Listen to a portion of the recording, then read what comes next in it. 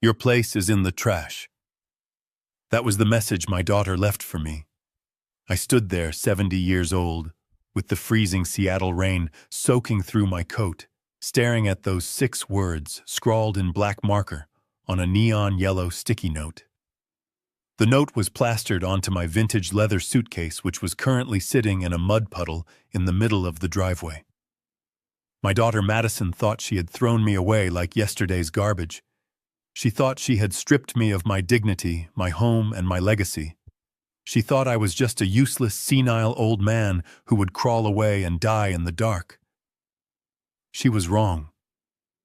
I reached into my pocket, my fingers numb from the cold, and pulled out a permanent marker. I flipped that yellow note over and wrote just 2 words on the back. Then I stuck it right onto the driver's side window of her brand new SUV. I didn't look back as I walked away. 2 hours later, my phone rang. Then it rang again. And again. 30 missed calls. She had finally read the note. She had finally realized that the war she started was one she could never win. But before I tell you what those 2 words were, and how I brought my ungrateful family to their knees, I need you to understand how I ended up standing in the rain, locked out of the home I built with my own hands. If you have ever been underestimated by the people you sacrificed everything for, please hit the like button and subscribe. It helps more than you know. Let me know in the comments what city you are watching from. I always try to read them all. My name is Harrison Gallagher. For 40 years, I worked as a structural engineer. I designed foundations that hold up skyscrapers against earthquakes and bridges that carry thousands of lives across the water every day. I know how to spot a crack in the concrete before the building falls. I know that the most dangerous structural failures are the ones you cannot see until it is too late. But I never saw the crack in my own family foundation until the roof came crashing down on my head. It started 2 hours before I found that note. I was coming home from the cemetery. It was the 5th anniversary of my wife Catherine's passing. I had spent the afternoon talking to her headstone, telling her about the garden, about how the hydrangeas she planted were finally blooming blue this year, and how much I missed the sound of her humming in the kitchen. The taxi ride back to the house was quiet. The windshield wipers were the only sound, a rhythmic thumping, that matched the headache pulsing behind my eyes. I was tired. Not just physical fatigue, but a deep spiritual exhaustion that settles into your bones when you are 70 and the house is too quiet. I tipped the driver and stepped out onto the sidewalk. I looked up at the house. It was a beautiful craftsman-style home in Queen Anne overlooking the Sound.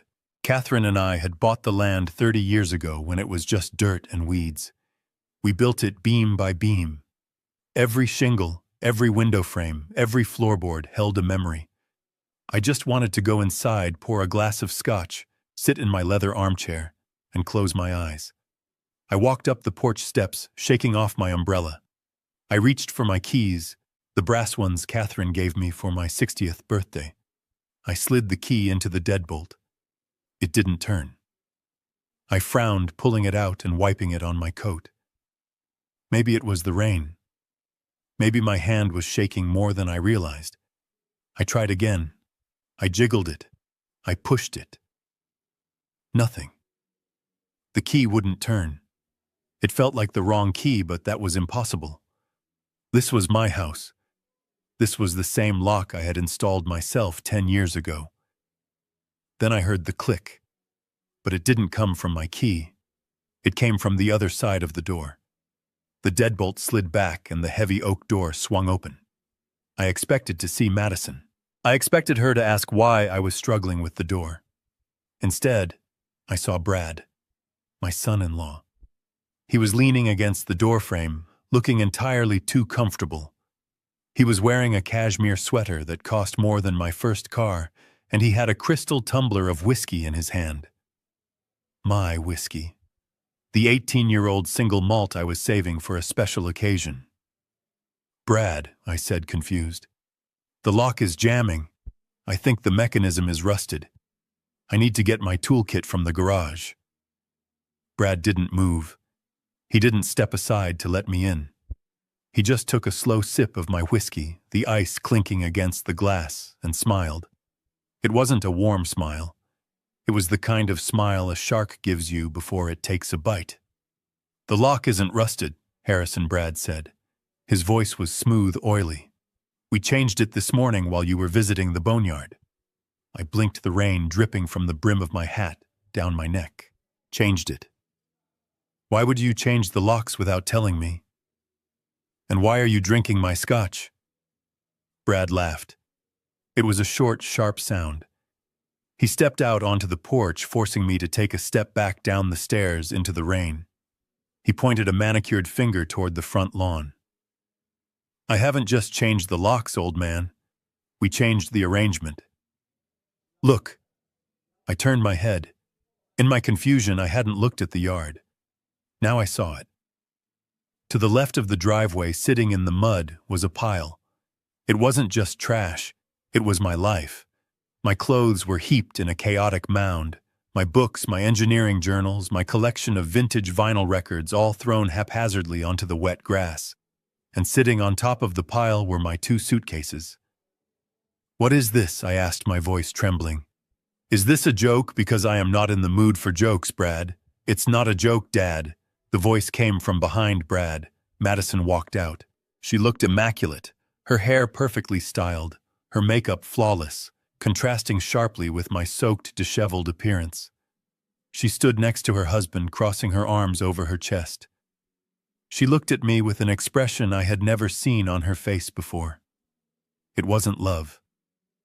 It wasn't even pity. It was annoyance. Like I was a stray dog that had wandered onto her property. "Madison," I said, reaching out a hand. "What is happening? Why are my things on the lawn?" "Because that is where they belong," she said, cold. "And honestly, that is where you belong too if you don't get it through your thick head." "We are done, Dad." "Done," I repeated. "I am your father. This is my house." Madison rolled her eyes. She reached into her pocket and pulled out a folded piece of paper. She threw it at me. It fluttered in the wind and landed in a puddle at my feet. "Not anymore," she said. "You signed the quitclaim deed 3 months ago. Remember the paperwork for the senior health insurance? You signed it all over. The house is in my name. And I decided it was time to liquidate." I felt the blood drain from my face. I remembered that day. She had come to me with a stack of documents, talking fast, looking concerned about my blood pressure and my future medical costs. She said she needed to secure my assets. I trusted her. She was my daughter. I signed where she pointed. I didn't read the fine print. I never thought I needed to read the fine print with my own flesh and blood. "You tricked me," I whispered. "We protected ourselves," Brad interjected, stepping forward. "You're getting old, Harrison. You're slipping. We couldn't let you waste this property's value. The market is peaking. We did what any smart investor would do." "Investor?" I roared, my anger finally breaking through the shock. "This isn't an investment. This is my home. I built this. I carried your mother over this threshold." "It is a house," Madison snapped. "Just wood and brick. And it is sold. The new owners take possession on Monday. We need the place empty. That means no clutter. And frankly, Dad, you are clutter." She walked down the steps, her heels clicking on the stone. She walked right past me to the pile on the lawn. She picked up my leather suitcase, the one I had traveled the world with, and she tossed it toward the street. It landed with a heavy splash in a deep puddle. She marched back to the door, grabbed a yellow sticky notepad from the entryway table, scribbled something on it, and walked back to the suitcase. She slapped the note onto the wet leather. I stared at her. This woman who I had taught to ride a bike. This woman whose tuition I had paid for by working double shifts. This woman who I had comforted when her first boyfriend broke her heart. She looked at me with dead eyes. "Your place is in the trash." She read the note aloud, ensuring I understood every syllable. I have booked you a room at the Motel 6 on the highway for a week. After that, you are on your own. Do not come back here. If you step foot on this property again, I will call the police and have you arrested for trespassing." "Trespassing," I choked out. "In my own home." "It's not your home, Harrison," Brad sneered, putting his arm around Madison's waist. "It's an asset, and it's been liquidated. Now get off our driveway before you ruin the curb appeal." They turned around and walked back inside. The heavy oak door slammed shut. The sound echoed like a gunshot in the quiet neighborhood. I heard the deadbolt slide home. I stood there for a long time. The rain was coming down harder now, washing away the tears I refused to let fall. I walked over to the suitcase. I looked at the yellow note. I looked at the house that was glowing with warm light, a light I was no longer allowed to share. They thought I was broken. They thought I was powerless. They thought the signature on a piece of paper was the end of the story. But as I stared at the structure of the house, my engineer's eyes saw something they had missed. I saw a flaw in their plan, a structural weakness they didn't know existed. I reached into my pocket and found my marker. I uncapped it with my teeth. I wasn't just an old man standing in the rain. I was Harrison Gallagher, and I was about to bring the whole house down. Đoạn kịch bản tiếp theo đã được viết ngay bên dưới tiếp nối liền mạch câu chuyện tuân thủ đúng yêu cầu của bạn. Viết bằng tiếng Anh cho khán giả Mỹ, không tiêu đề, không ngắt quãng giống kẻ ngồi thứ nhất đầy cảm xúc, và giữ đúng nhịp độ xung đột leo thang.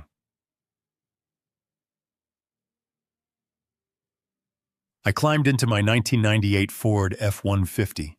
It was the only thing I owned that Madison hadn't touched, probably because she thought it was an eyesore. The engine sputtered before roaring to life, a sound that usually comforted me, but tonight it just sounded like an old beast coughing in the cold. I wiped the rain from my face and pulled out of the driveway. In the rearview mirror, I saw the warm glow of the living room window. I saw shadows moving inside. They were probably toasting to their victory. Let them drink. The hangover was coming. I looked at the address Madison had texted me. She had called it the Emerald City Senior Suites. It sounded nice, dignified. Maybe she wasn't completely heartless. Maybe she just wanted me out of the house so she could sell it, but still wanted me safe. I wanted to believe that. A father always wants to believe the best of his child, even when the knife is already in his back. But as I drove north, leaving the manicured lawns of Queen Anne behind, the neighborhood started to change. The coffee shops and boutiques replaced by pawn shops and used car lots. I turned onto Aurora Avenue. The streetlights here flickered. I pulled up to the address. My heart sank. The neon sign buzzed with the sound of a dying fly. It didn't say Emerald City Senior Suites. It said the Blue Star Motel. The S was burnt out, so it just read the Blue Tar. It was a single-story U-shaped building with peeling paint that looked like infected skin. There were people standing on the balcony smoking, watching me pull in with predatory eyes. This wasn't a retirement home. It was a place where people went to hide or to overdose. I parked the truck and sat there for a moment, gripping the steering wheel until my knuckles turned white. This was it. This was what my daughter thought I was worth. A flophouse on the side of a highway. I grabbed my suitcase from the truck bed. It was soaked through. I walked into the lobby, which smelled of stale cigarette smoke and industrial cleaner that failed to mask the scent of mold. The clerk was a young man with headphones around his neck and eyes that hadn't seen sleep in days. He didn't look up when I walked in. "Reservation for Gallagher," I said, trying to keep my voice steady. He tapped on a greasy keyboard. "Madison Gallagher prepaid for 1 week. Room 104. No smoking inside. No guests after 10. Checkout is at 11 a.m. sharp next Friday." He slid a plastic key card across the counter. It was sticky. "Is there a mistake?" I asked. My daughter said this was a senior living facility. The clerk finally looked up. He laughed, revealing a chipped front tooth. "Does this look like a nursing home to you, Pops?" "This is a motel. Take the key or don't. I got customers waiting." There was no one behind me. I took the key. Room 104 was on the ground floor facing the parking lot. I pushed the door open. The air inside was heavy and humid. The carpet was a shade of brown that I hoped was the original color. There was a single bed with a thin polyester bedspread that had cigarette burns on it. I walked into the bathroom. The faucet dripped a steady rhythmic torture. 1, 2, 3. I looked at myself in the mirror. The man staring back looked older than I remembered. His eyes were red. His skin was gray. He looked like he belonged here. I couldn't stay in this room. The smell was suffocating me. I needed air. I needed food. I hadn't eaten since breakfast. I walked back out to the truck. I decided to find a diner, get a hot meal, and maybe find a decent hotel for the night. I would pay for it myself. I had my savings. I had my pension. I didn't need Madison's charity. I found a 24-hour diner a few miles down the road. I ordered a burger and coffee. When the waitress brought the check, I pulled out my debit card. It was a navy blue card from the bank I had been with for 40 years. I handed it to her with a smile. She was a nice girl, about Madison's age, but with kind eyes. She came back a minute later looking uncomfortable. "I am sorry, sir," she said softly. The card was declined. I frowned. "That's impossible. Try it again. It must be the chip." She ran it again. Same result. Declined. I felt a cold sweat break out on my forehead. I pulled out my credit card. "Try this one." She ran it. She shook her head. Declined. Pickup card. I fumbled for my phone. My hands were shaking so bad I almost dropped it. I opened my banking app. I logged in. The loading circle spun for what felt like an eternity. Then the screen flashed. Account balance $12.45. I stared at the number. The numbers didn't make sense. Yesterday, there was over $200,000 in there. My retirement fund. The money from the sale of my patents. The emergency fund Catherine and I had saved. I tapped on the transaction history. It was a bloodbath. Transfer to B. Coleman, $20,000. Transfer to crypto exchange, $50,000. Transfer to Madison Gallagher, $100,000. Bill payment credit card payoff, $30,000. All dated today. All authorized by the joint account holder. I sat there frozen. The waitress was watching me with pity. That look, I hated that look. It was the same look Madison had given me. The look you give to a helpless animal. I realized then what the paperwork meant. The papers Madison had me sign 3 months ago. She said it was to help me manage my bills if I got sick. It wasn't just a deed to the house. It was a durable power of attorney. It was full access to my accounts. She hadn't just evicted me. She had erased me. "Sir," the waitress said, "is there someone you can call?" I said. My voice sounded hollow. "There is no one." I dug into my pockets. I found a crumpled $10 bill and a handful of quarters. It was just enough to cover the burger. I didn't have enough for a tip. I left the money on the table and walked out. I couldn't go back to the motel room. I couldn't stomach the smell. I climbed into the back of my truck. I had a sleeping bag back there, part of my old camping gear. I crawled inside the sleeping bag, curling up into a ball as the temperature dropped. I was 70 years old. I was a structural engineer. I was a husband. And now I was sleeping in a truck bed in a parking lot, bankrupt and homeless. I lay there listening to the rain hammer against the metal roof of the truck cap. I closed my eyes and I saw Brad's face. I saw the way he smirked as he drank my whiskey. I saw Madison's cold indifference. They thought they had won. They thought that by taking my money and my house, they had taken my power. But they forgot something. They forgot that you don't judge the strength of a foundation when the sun is shining. You judge it when the storm hits. And the storm was here. I didn't sleep that night. I spent every hour plotting. I replayed every conversation, every document I had signed. My mind, sharp as a tack, despite the exhaustion, began to dismantle their scheme like I used to dismantle faulty bridges. Morning came with a gray, bleak light. My joints ached as I climbed out of the truck. I was hungry, cold, and dirty. But I had a purpose. I needed to get back to the house. Not to beg. Not to argue. I needed to get the one thing money couldn't buy.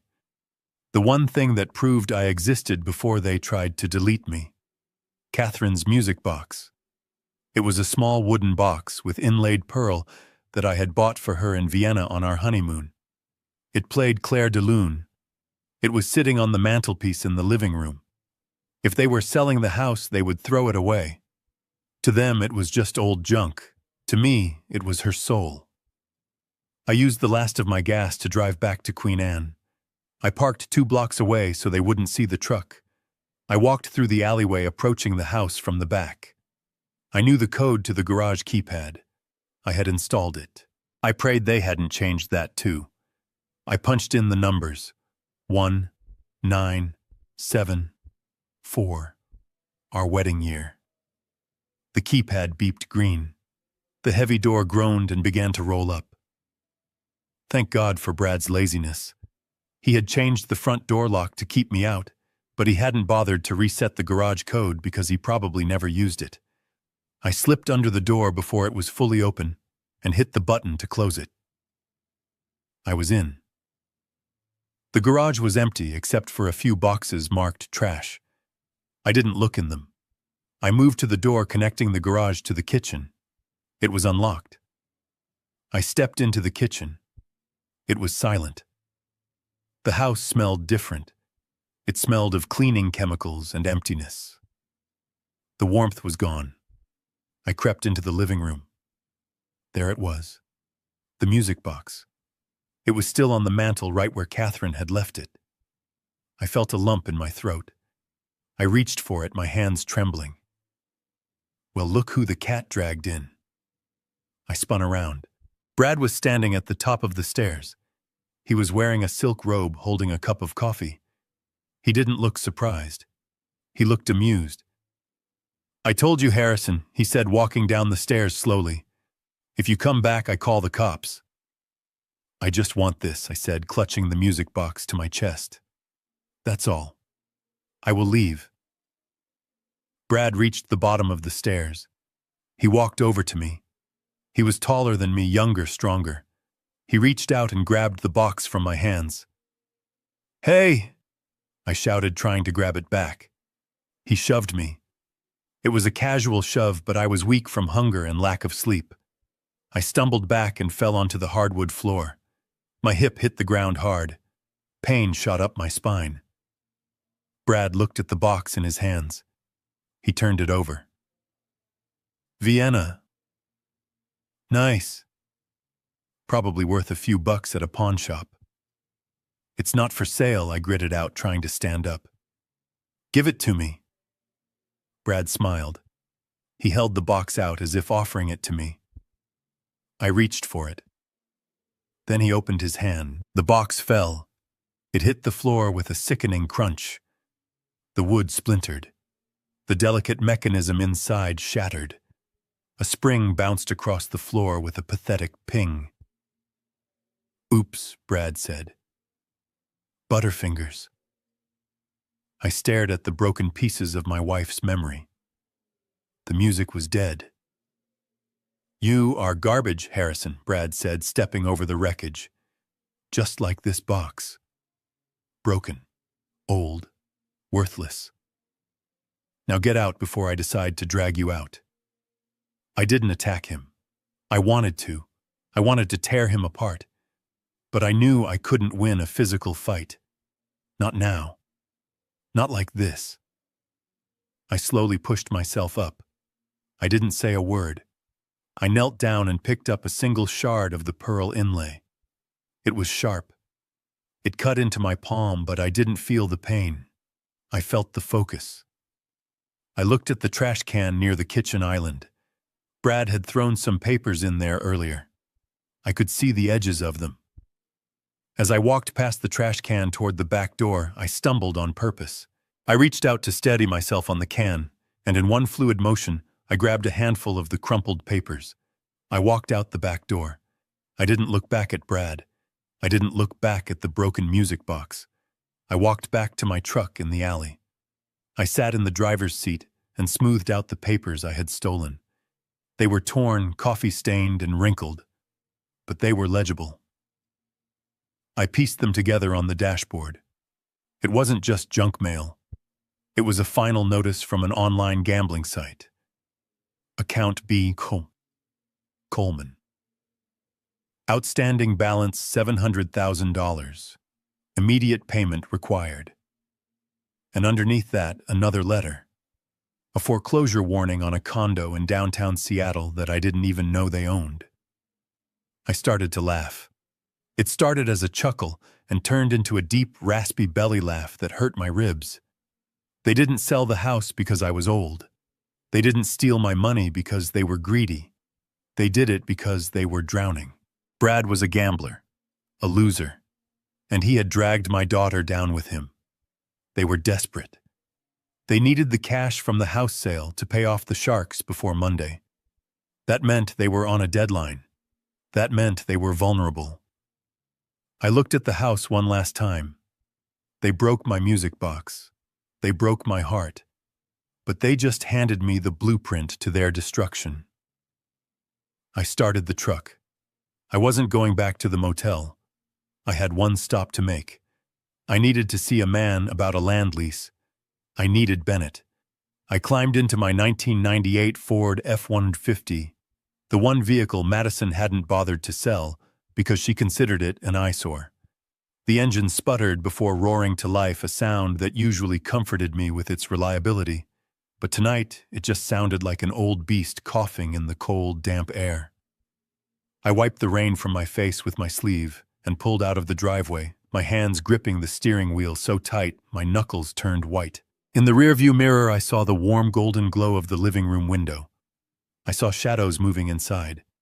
They were probably toasting to their victory, clinking glasses filled with my scotch. Let them drink. They didn't know that the hangover was coming, and it was going to be brutal. I looked down at the address Madison had texted me earlier. She had called it the Emerald City Senior Suites. It sounded nice, dignified even. For a fleeting second, a pathetic part of me wanted to believe that she wasn't completely heartless. Maybe she just wanted me out of the house to stage it for the sale, but still wanted me to be safe and comfortable. A father always wants to believe the best of his child, even when the knife is already buried deep in his back. I told myself that maybe it was a misunderstanding, that this new place would be a clean, quiet apartment complex where I could gather my thoughts and plan my next move. But as I drove north, leaving the manicured lawns and tree-lined streets of Queen Anne behind, the city started to change. The coffee shops and boutique clothing stores were replaced by pawn shops with barred windows and used car lots under harsh floodlights. The smooth pavement turned into potholed asphalt that made the empty truck bed rattle. I turned onto Aurora Avenue, a stretch of road known more for its shadows than its light. My stomach tightened. This wasn't where you sent someone you loved. This was where you sent someone you wanted to forget. I pulled up to the address and hit the brakes. My heart didn't just sink, it crashed. The neon sign above the entrance buzzed with the irritating sound of a dying fly. It didn't say Emerald City Senior Suites. It said the Blue Star Motel. But the S and the T were burnt out, so it just read the Blue R. It was a single-story U-shaped building with peeling paint that looked like infected skin under the sickly yellow streetlights. There were people standing on the balcony, huddled in coats that looked too thin for the weather, smoking and watching me pull in with predatory eyes. A siren wailed in the distance, getting closer. This wasn't a retirement home. It was a place where people went to hide from the law or to overdose in peace. I parked the truck in a spot away from the street, trying to keep my few remaining possessions safe. I sat there for a moment, the rain hammering against the metal roof. This was it. This was what my daughter thought I was worth. A flophouse on the side of a highway. I grabbed my wet suitcase from the passenger seat and stepped out. The air smelled of exhaust fumes, stale cigarette smoke, and something sweet and rotting that I didn't want to identify. I walked into the lobby. It was a small glass box that smelled of industrial cleaner, failing to mask the scent of mold. The clerk was a young man with headphones around his neck and eyes that hadn't seen sleep in days. He didn't look up when the bell on the door chimed. He was too busy tapping on a smartphone with a cracked screen. "Reservation for Gallagher," I said, trying to keep my voice steady, trying to sound like the structural engineer I was, not the homeless old man I had become. He didn't stop tapping. "Madison Gallagher prepaid for 1 week. Room 104. No smoking inside. No guests after 10. Checkout is at 11 a.m. sharp next Friday.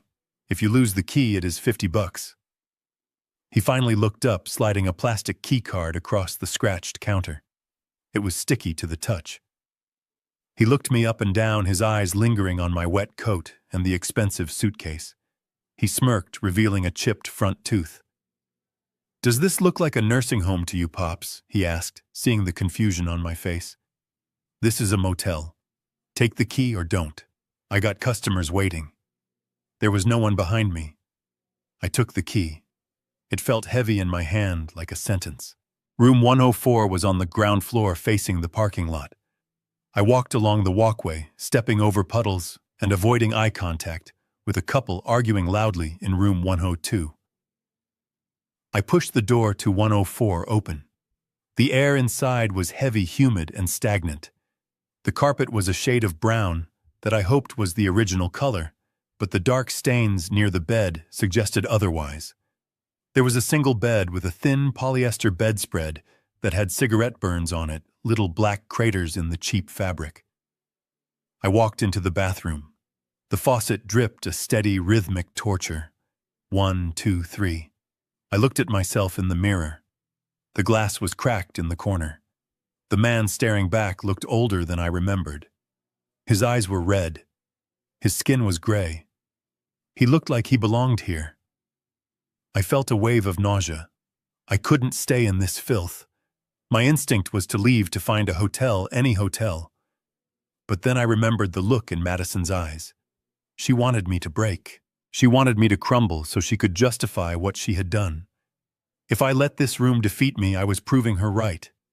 I was proving I was just trash to be discarded. No, I wasn't trash. I was Harrison Gallagher. I built foundations. I created order out of chaos. I took off my coat and rolled up my sleeves. I went back to the front desk and asked for cleaning supplies. The clerk laughed at me, but he handed over a bottle of bleach and a rag. I went back to room 104, and I went to work. I scrubbed the bathroom tiles until my fingers were raw. I wiped down every surface, every handle, every switch. I stripped the bedspread off and threw it in the corner, deciding I would sleep on top of my own coat if I had to. I organized my few books on the nightstand, aligning them perfectly with the edge of the table. I hung my shirts in the open closet, spacing the hangers exactly 2 inches apart. It took me 3 hours. The room still smelled like a motel, but it was clean. It was ordered. It was a small, pathetic fortress, but it was mine. I sat on the edge of the bed, my hands smelling of bleach, and I felt a strange sense of calm. I had reclaimed this small space. I had refused to live in their squalor. But as the adrenaline faded, the hunger set in. I hadn't eaten since breakfast.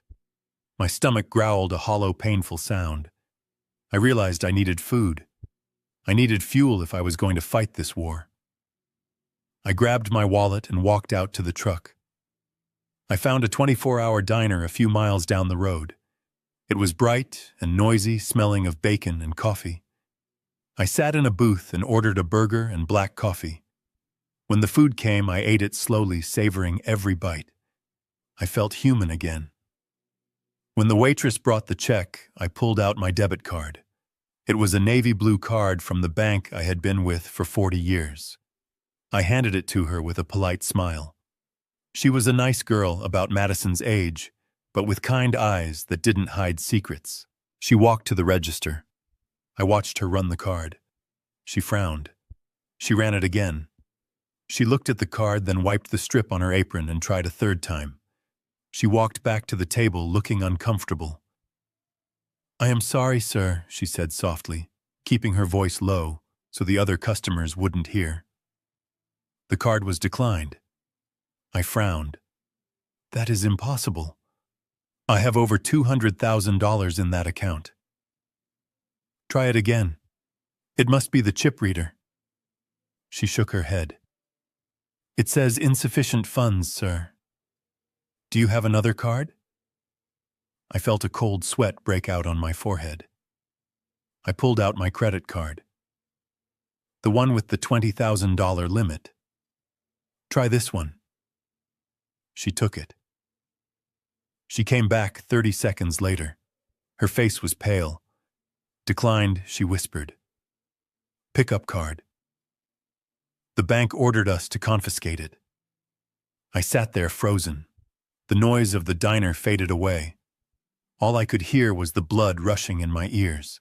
I fumbled for my phone, my hands shaking so bad I almost dropped it. I opened my banking app. I logged in. The loading circle spun for what felt like an eternity. Then the screen flashed. Account balance $12.45. I stared at the number. It didn't make sense. Yesterday, that number had 6 figures. I tapped on the transaction history. It was a bloodbath. Transfer to B. Coleman, $20,000. Transfer to crypto exchange, $50,000. Transfer to Madison Gallagher, $100,000. Bill payment credit card payoff, $30,000. All dated today. All authorized by the joint account holder. I realized then what the paperwork meant. The papers Madison had me sign 3 months ago. She said it was to help me manage my bills if I got sick. It wasn't just a deed to the house. It was a durable power of attorney. It was full access to my accounts. She hadn't just evicted me. She had erased me. She had stripped me of 40 years of hard work in a single afternoon. "Sir," the waitress asked gently, "is there someone you can call?" I looked up at her. Her face blurred through the tears I was fighting back. "No," I said, my voice sounding hollow like it was coming from a ghost. "There is no one." I dug into my pockets. I found a crumpled $10 bill and a handful of quarters I kept for parking meters. It was just enough to cover the burger. I didn't have enough for a tip. I left the money on the table, feeling the shame burn my cheeks. I walked out into the rain, a man who had built skyscrapers now unable to buy a hamburger. I had nothing.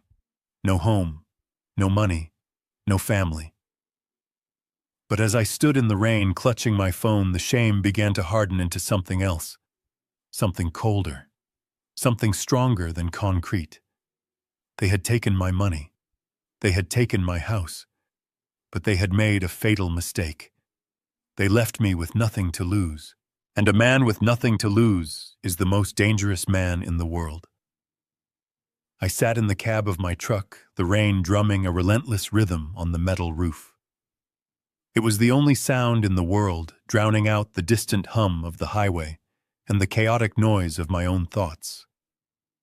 I stared at the phone screen in my hand until the numbers started to blur. $12.45. That was it. That was the sum total of my existence. A lifetime of waking up at 5 in the morning, of working double shifts, of saving every penny for a rainy day, had been reduced to the price of a cheap lunch. And it was raining harder than it ever had before.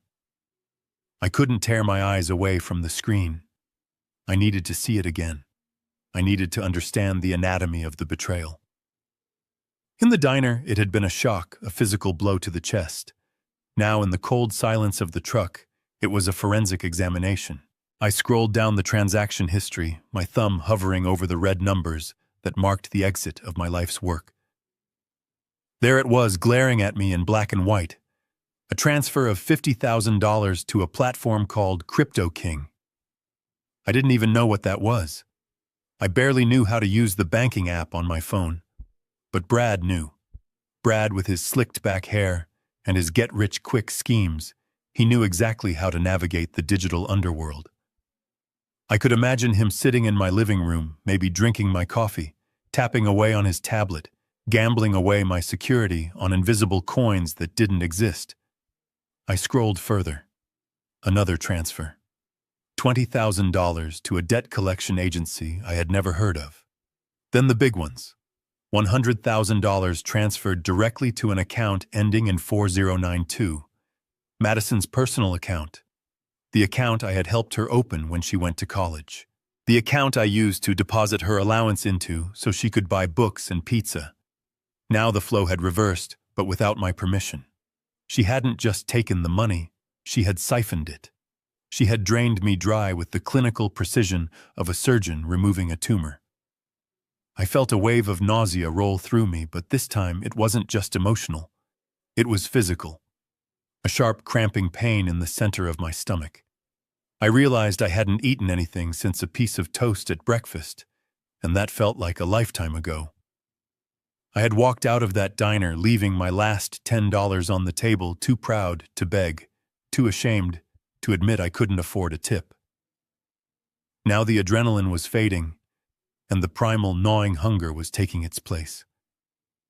I looked at the dashboard clock. It was just past 9 p.m. I had $12. I could go to a gas station. I could buy a sandwich.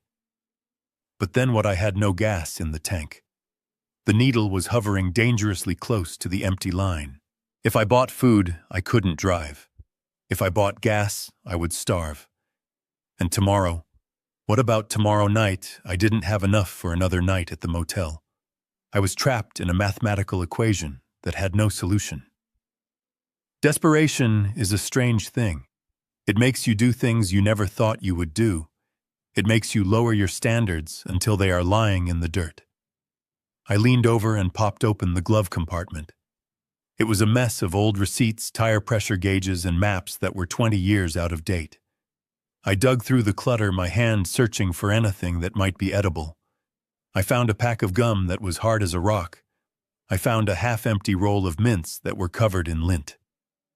I kept digging. My fingers brushed against something crinkling in the back. I pulled it out.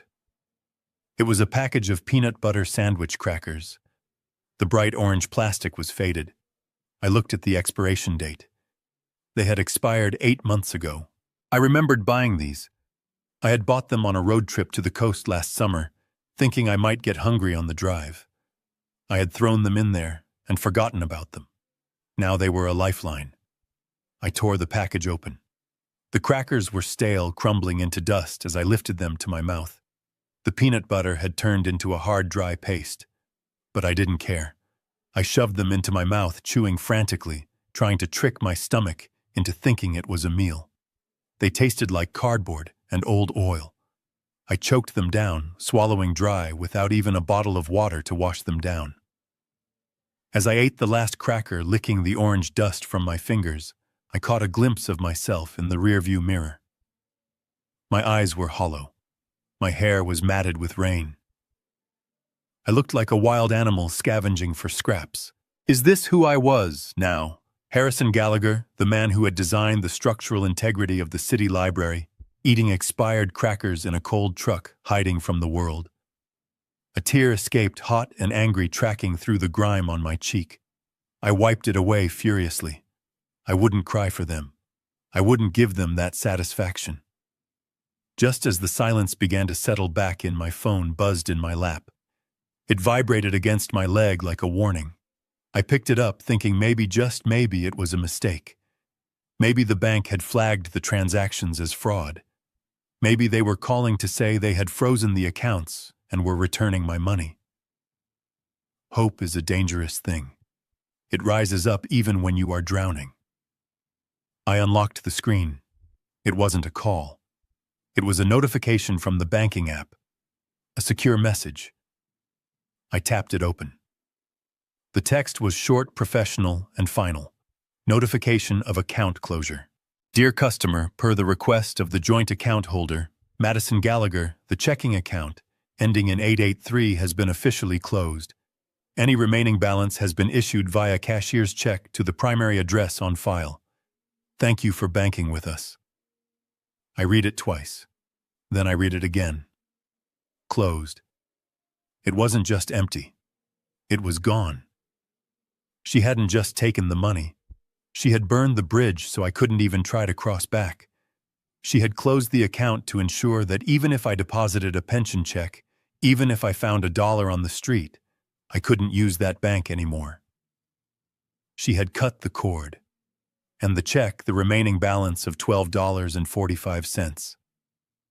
It was being mailed to the primary address. My house. Her house. She had even taken the last $12. I dropped the phone onto the passenger seat. It landed face down. The darkness of the truck cab felt absolute now. I was erased. Financially, legally, I didn't exist.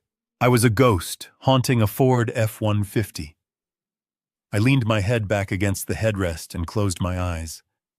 The hunger was still there, a dull ache now, but it was overshadowed by a new feeling. A cold steel sensation in my gut. They thought this was the end. They thought that by taking my resources, they had taken my fight. They thought that a 70-year-old man with no money and no home would just fade away into the night. Another statistic, another forgotten elder. But they didn't know about the land lease. They didn't know about the separation of title.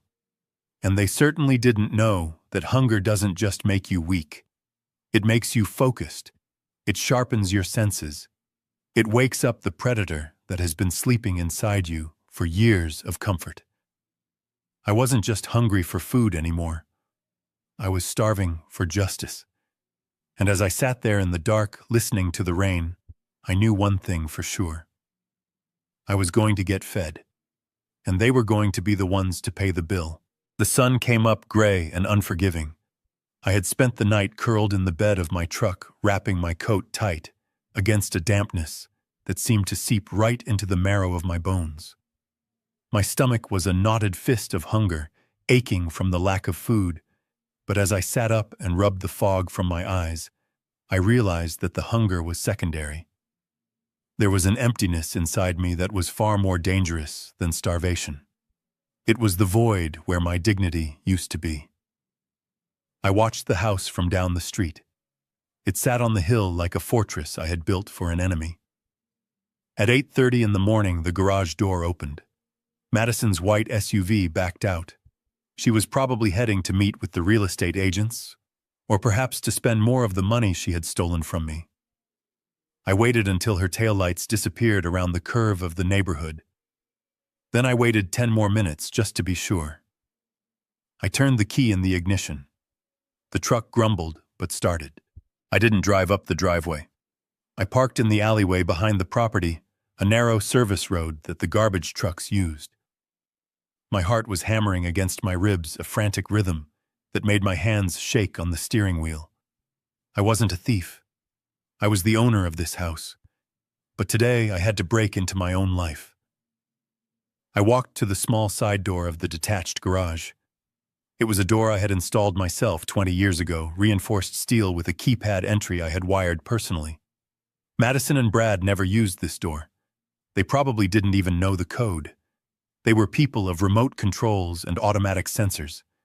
They didn't understand the mechanics of things. I punched in the numbers. 1, 9, 7, 4. The year Catherine and I were married. The keypad beeped a soft, compliant green. The lock clicked open. I let out a breath I didn't know I was holding. At least the house still remembered me, even if the people inside didn't. I slipped inside and closed the door softly behind me. The garage smelled of motor oil and sawdust, the scent of my old workshop. But it was empty. My tools were gone. The workbench was bare. They had cleared it out. I moved to the connecting door that led into the kitchen. I turned the knob. Unlocked. Brad's laziness was my only ally. I stepped into the kitchen and stopped cold. The silence was heavy, almost suffocating. The house didn't just look different. It felt dead. The warmth was gone. The smell of Catherine's lavender potpourri was replaced by the chemical sting of industrial cleaning solvent. I walked into the hallway, my boots making soft thuds on the hardwood floor I had laid down with my own hands. The living room was stripped. The Persian rug was gone. The paintings were taken down, leaving ghost squares of cleaner paint on the walls. It looked like a skeleton. But my eyes went straight to the fireplace mantel. My breath hitched. It was still there. The music box. It was a small, delicate thing made of rosewood with mother-of-pearl inlay. I had bought it for Catherine in Vienna on our honeymoon. We couldn't really afford it back then, but she had looked at it with such wonder that I spent our last traveler's checks to get it. For 40 years it had sat on that mantel. Every night before bed, Catherine would wind it up and it would play a tinny sweet version of Clair de Lune. It was the heartbeat of this house. I moved toward it, my hands trembling. I just wanted to hold it. I just wanted to salvage one piece of her before this house was turned over to strangers. I reached out my fingers inches from the smooth wood. Well, look who the cat dragged in. The voice came from the stairs. My blood ran cold. I spun around. Brad was standing on the landing. He was wearing a silk robe that I recognized as one of my old Christmas gifts, but it looked ridiculous on him. He was holding a mug of coffee, looking down at me with a smirk that made my stomach turn. He didn't look surprised. He looked amused. "I told you, Harrison," he said, descending the stairs slowly, like a king coming down to greet a peasant. "If you come back, I call the cops." That was the deal. I didn't back down. I couldn't. I looked him in the eye. "I am just here for this," I said, my voice raspy. I pointed to the music box. "It has no value to you. It is broken. It doesn't play right anymore." But it was hers. "Let me take it and I will leave." Brad reached the bottom of the stairs. He walked over to the mantel, placing himself between me and the box. He picked it up. He held it in one hand, turning it over carelessly. "Vienna," he read the inscription on the bottom. "Rosewood."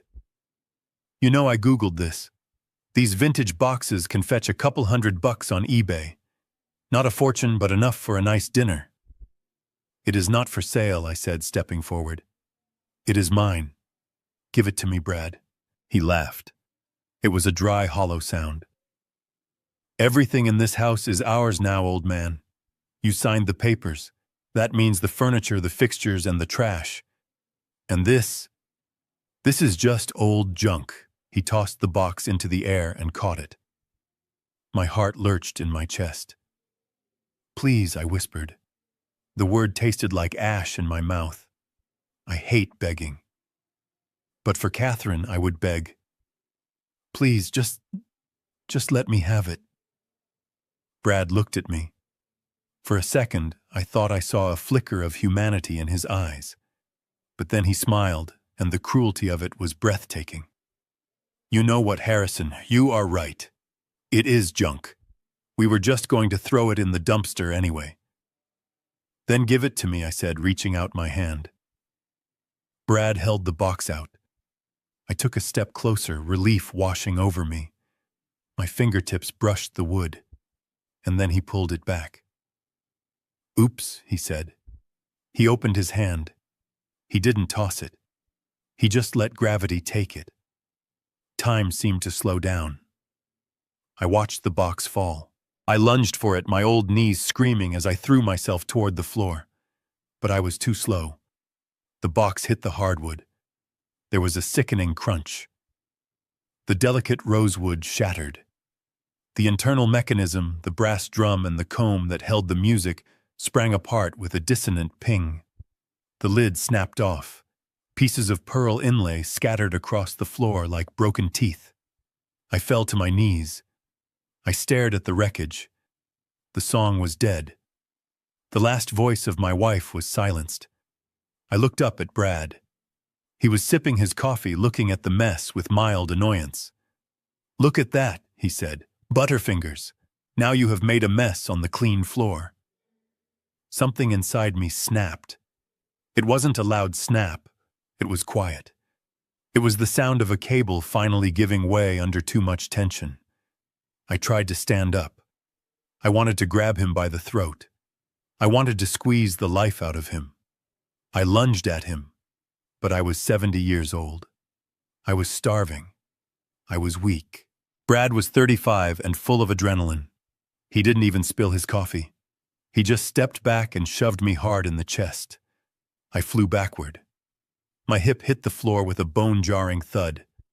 Pain exploded up my spine, white and hot. I lay there gasping for air, looking up at the ceiling I had painted 5 years ago. "You are pathetic," Brad sneered. "Look at you. You are just like that box Harrison. Broken, old, useless. You don't even have the strength to stand up in your own house." He stepped over me, his slipper kicking one of the wooden shards into my ribs. "Get out," he said, turning his back on me to walk into the kitchen. "Before I decide to drag you out and throw you on the curb with the rest of the garbage." I lay there for a long moment. The physical pain in my hip was throbbing, pulsing in time with my heartbeat. But the emotional pain, that was gone. It had vanished the moment the box hit the floor. Sadness is a heavy coat. It weighs you down. But rage is fire. It burns the weight away. I slowly rolled onto my side. I pushed myself up to a sitting position. My hand brushed against the debris of the music box. My fingers closed around a piece of the wood. It was a shard of the lid, sharp and jagged where it had splintered. The pearl inlay was still embedded in it, hard and cold. I gripped it. I squeezed it until the sharp edge cut into my palm. I felt the warm trickle of blood. The pain was clarifying. It woke me up. I looked at Brad's retreating back. He thought he had defeated me. He thought he had broken a helpless old man. He didn't understand what he had just done. He hadn't just broken a music box. He had broken the last restraint I had. He had broken the part of me that still cared about being a father, about being civil, about being family. I stood up. My hip screamed, but I ignored it. I didn't say a word. I didn't yell. I didn't curse. I just stood there clutching that sharp piece of wood in my bleeding hand. I looked at the trash can where Brad had been standing earlier. I saw papers sticking out of it. The gears in my mind, the engineer's mind that solved impossible problems, began to turn. They weren't turning with grief anymore. They were turning with calculation. I picked up the shard. I put it in my pocket. It would be my reminder.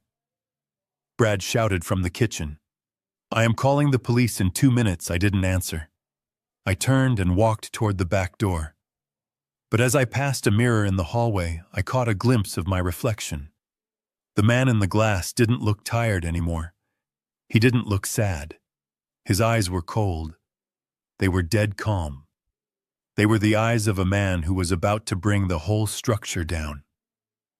I walked out into the rain, and for the first time in days, I didn't feel the cold. I only felt the heat of the fire Brad had just lit. And I knew exactly what I was going to burn first. I walked out the back door, leaving the shattered remains of my wife's music box behind. I knew if I stayed 1 second longer, I would have done something that would put me in a jail cell, and I needed to be free to execute what was forming in my mind.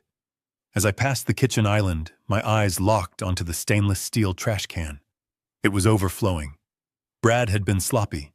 He always was. Right on top, partially obscured by coffee grounds and eggshells, was a pile of shredded paper. Not cross-shredded, just ripped by hand as if someone had done it in a fit of rage. I didn't stop to think. I reached in and grabbed a handful of the debris, shoving the damp, sticky mess into my coat pocket. I made it back to my truck without being seen. I drove straight back to the motel, the adrenaline pumping through my veins, making my hands shake on the wheel. When I got to room 104, I locked the door and dumped the contents of my pocket onto the small stained table. It was a jigsaw puzzle of financial ruin. The papers were torn into jagged strips, but the ink was still legible. I sat there under the flickering yellow light of the motel lamp, and I went to work. This was what I did. I was an engineer. I fixed things. I found the patterns in the chaos. I started piecing them together, smoothing out the wrinkles, matching the torn edges. It took me an hour. But when I was done, the picture that emerged was clearer than any blueprint I had ever drawn. The first document was a letter from a collection agency in Nevada. It was addressed to Brad Coleman. Notice of default. Outstanding balance $750,000. The second document was even more interesting. It was a printout from a cryptocurrency exchange platform called BitVortex. It showed a trading history that looked like a heart attack monitor.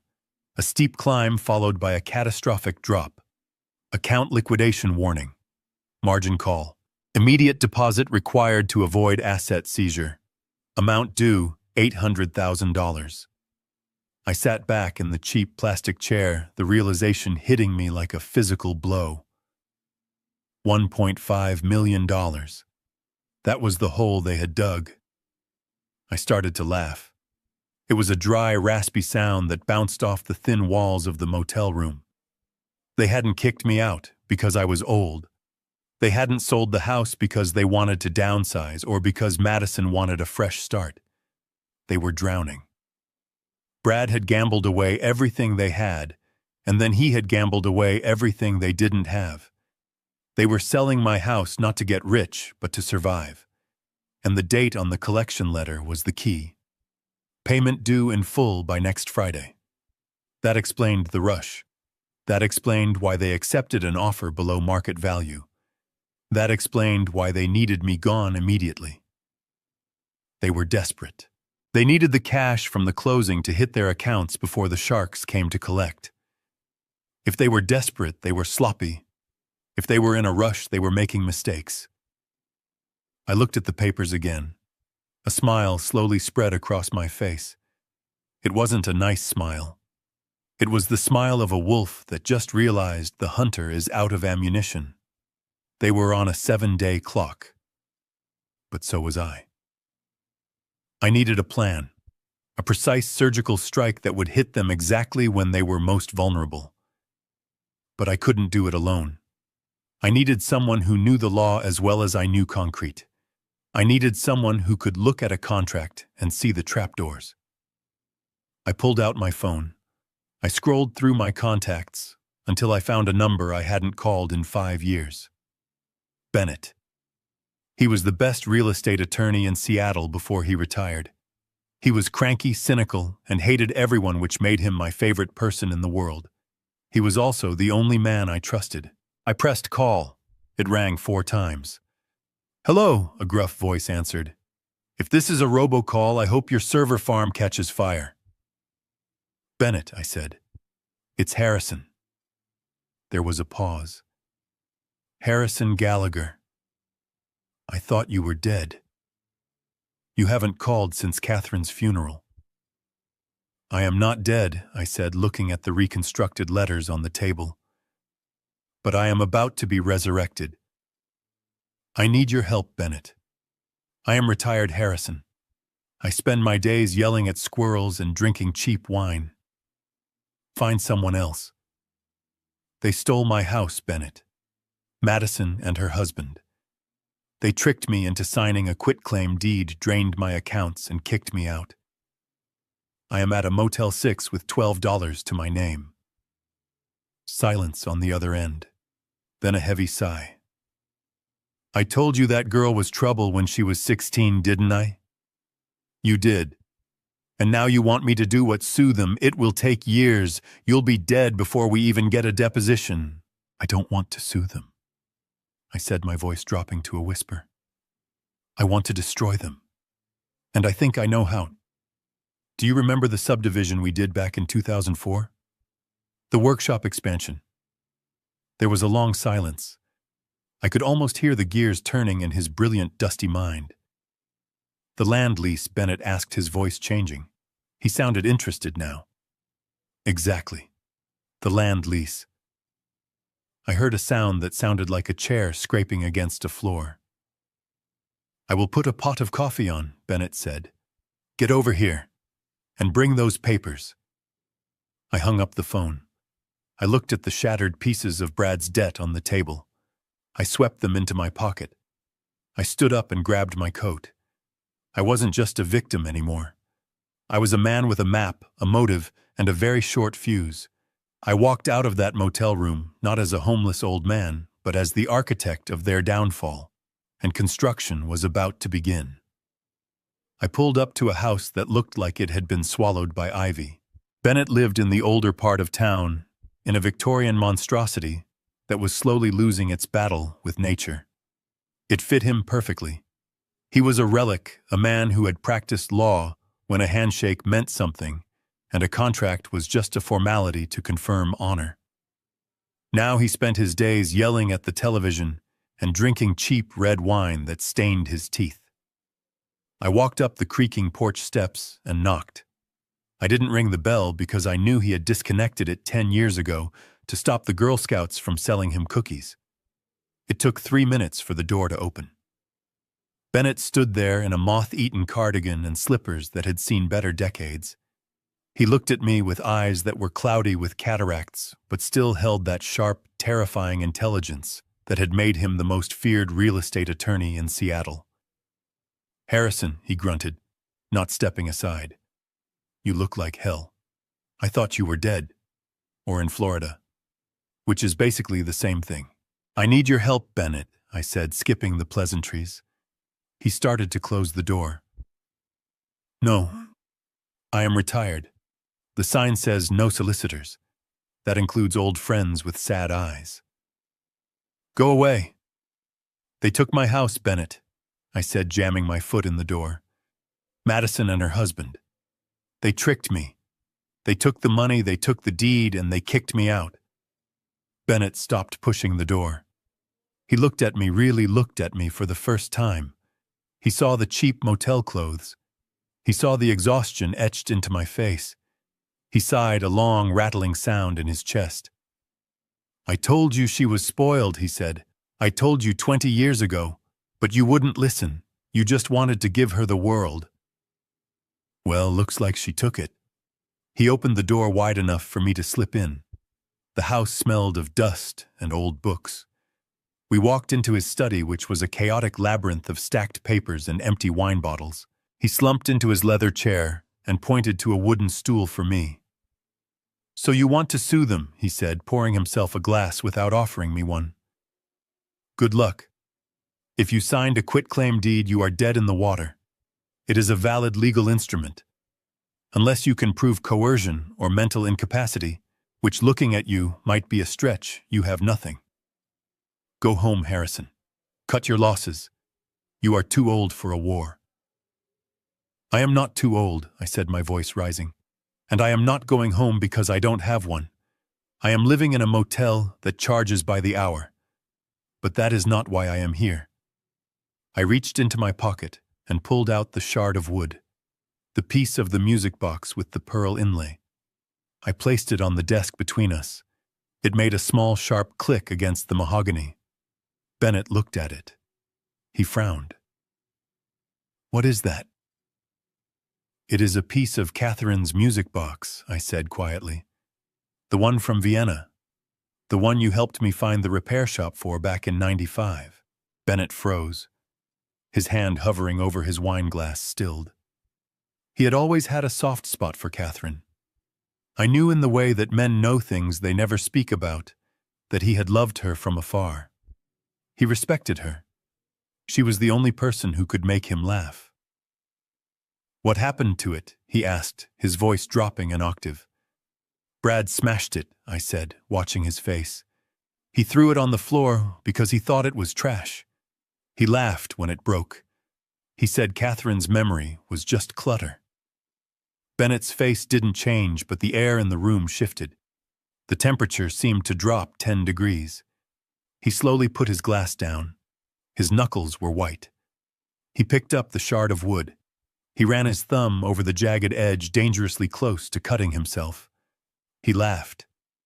Bennett whispered. He laughed, I confirmed. Bennett stood up. He moved faster than I had seen him move in years. He didn't look frail anymore. He looked dangerous. Get up, he commanded. Where are we going?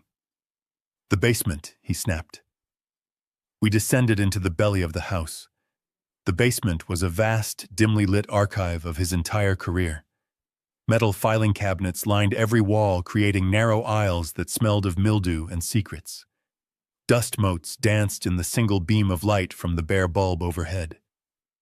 This was where he kept the bodies buried. This was where he kept the paperwork for every deal, every lawsuit, every contract he had ever drafted. He marched to the back corner muttering to himself. Something about disrespect. Something about making them pay. He stopped in front of a rusted cabinet marked 2000-2005. You came to me in 2004, he said, yanking the drawer open. It screeched in protest. You wanted to expand the workshop in the backyard. You wanted to build a separate structure for your engineering projects. But there was a problem with the zoning. Remember, I nodded. The city wouldn't let me build a second permanent residence on the lot. Exactly, Bennett said, his fingers flying through the hanging files. Flip, flip, flip. So we got creative. We did a parcel split. We separated the land title from the improvements. We created a ground lease structure so your company could own the workshop independently of the house for tax purposes. He stopped. His hand hovered over a thick manila folder that was swollen with humidity. The tab read, Gallagher H., Project Workbench. He pulled it out. He blew the dust off the top, a gray cloud that made us both cough. He slapped the folder onto the top of a stack of old law journals and flipped it open. He scanned the first page, then the second.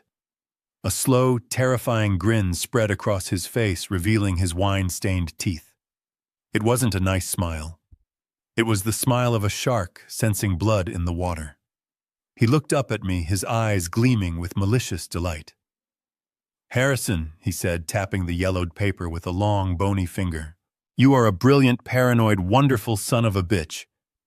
Do you remember what we wrote in the addendum specifically regarding the transfer of the primary residence? I shook my head. It was 20 years ago. I trusted you to handle the legal mumbo-jumbo. Bennett laughed. It was a loud barking sound that echoed off the concrete walls. We wrote that the land lease for the entire lot, not just the workshop, remains with the original grantor, which is you, until the expiration of the 99-year term. And here is the kicker. He turned the page and pointed to a paragraph at the bottom, circled in red ink from years ago. Clause 4B. In the event that the residential structure is sold or transferred to a third party without the express written consent of the landowner, the lease for the ground under the residence is immediately terminated. The owner of the structure, that would be your daughter now, has 48 hours to remove said structure from the land or face a penalty of $50,000 per day. He looked at me, and for the first time I saw hope. Not the soft, fuzzy kind of hope, the hard, cold, iron kind. Do you understand what this means? Harrison Bennett asked, his voice trembling with excitement. They own the house, they own the wood, the bricks, the windows, but they don't own the dirt it sits on. You do, and you just evicted their house from your planet. I looked at the document. I looked at the date, 2004. The year I thought I was just saving on taxes. I had inadvertently built a doomsday device under my own home. Bennett slammed the folder shut and tucked it under his arm. Let's go, he said, heading for the stairs. I need a shower, a shave, and my best suit. We have a closing to crash. And Harrison, I looked back at him. You drive. I've had too much wine. But tomorrow, We are going to drink champagne. Bennett poured 2 glasses of a dark, dusty wine that tasted like blackberries and vengeance. We were sitting at his cluttered desk, the single bulb swinging gently above us, illuminating the document that was about to change everything.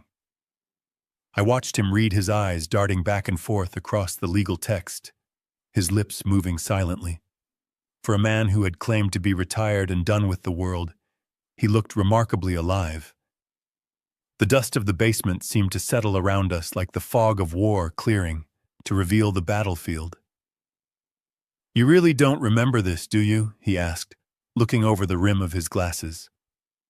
I shook my head. "It was 20 years ago, Bennett. I was busy building bridges. I left the paperwork to you. I remember I wanted to build the workshop, and the city gave me hell about lot coverage ratios. You told me you fixed it. I didn't ask how." Bennett chuckled, a dry sound like leaves scraping against pavement. He tapped the yellowed paper with a long, bony finger. "I didn't just fix it, Harrison. I insulated it. See, back in 2004, you were taking on some high-risk structural consultations. You were worried that if a bridge fell down somewhere, they would come after your personal assets. They would come after the house." I nodded slowly. The memory was coming back. I had been terrified of losing the home Catherine loved so much because of a professional error. "Exactly," Bennett continued. "So to protect the asset, we did something called a severance of title. It is a technique usually reserved for commercial skyscrapers in New York or London, not residential homes in Seattle. But I was feeling creative that year." He took a sip of wine and leaned forward, his voice dropping to a conspiratorial whisper. "We split the Adam Harrison. We legally separated the physical structure of the house from the land it sits on. We created 2 distinct legal parcels. Parcel A is the improvements, meaning the house, the garage, the driveway, anything man-made. Parcel B is the land itself, the dirt, the rock, the geography." I stared at him, my engineer's brain trying to visualize the legal schematic. "So they are 2 different things." "Legally, yes," Bennett said. "Then we had you, Harrison Gallagher, the individual, transfer the land ownership to a holding company. Harrison Engineering Holdings, LLC. A company you formed, used for 3 years, and then let go dormant.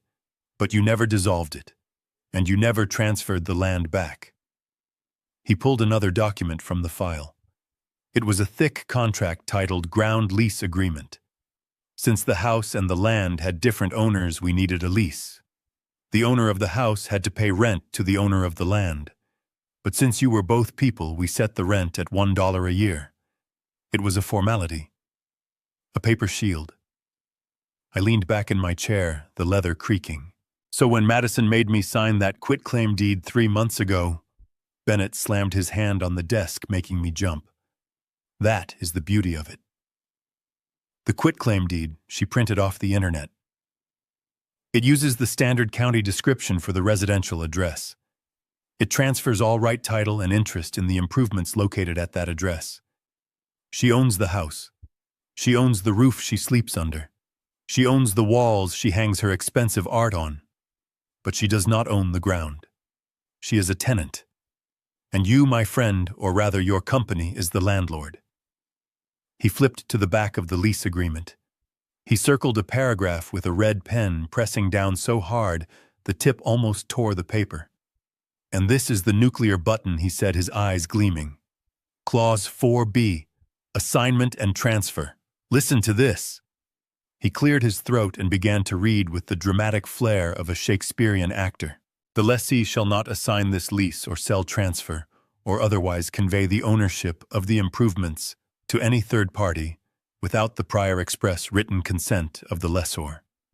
Any attempt to transfer ownership of the improvements without such consent shall constitute an immediate material breach of this lease."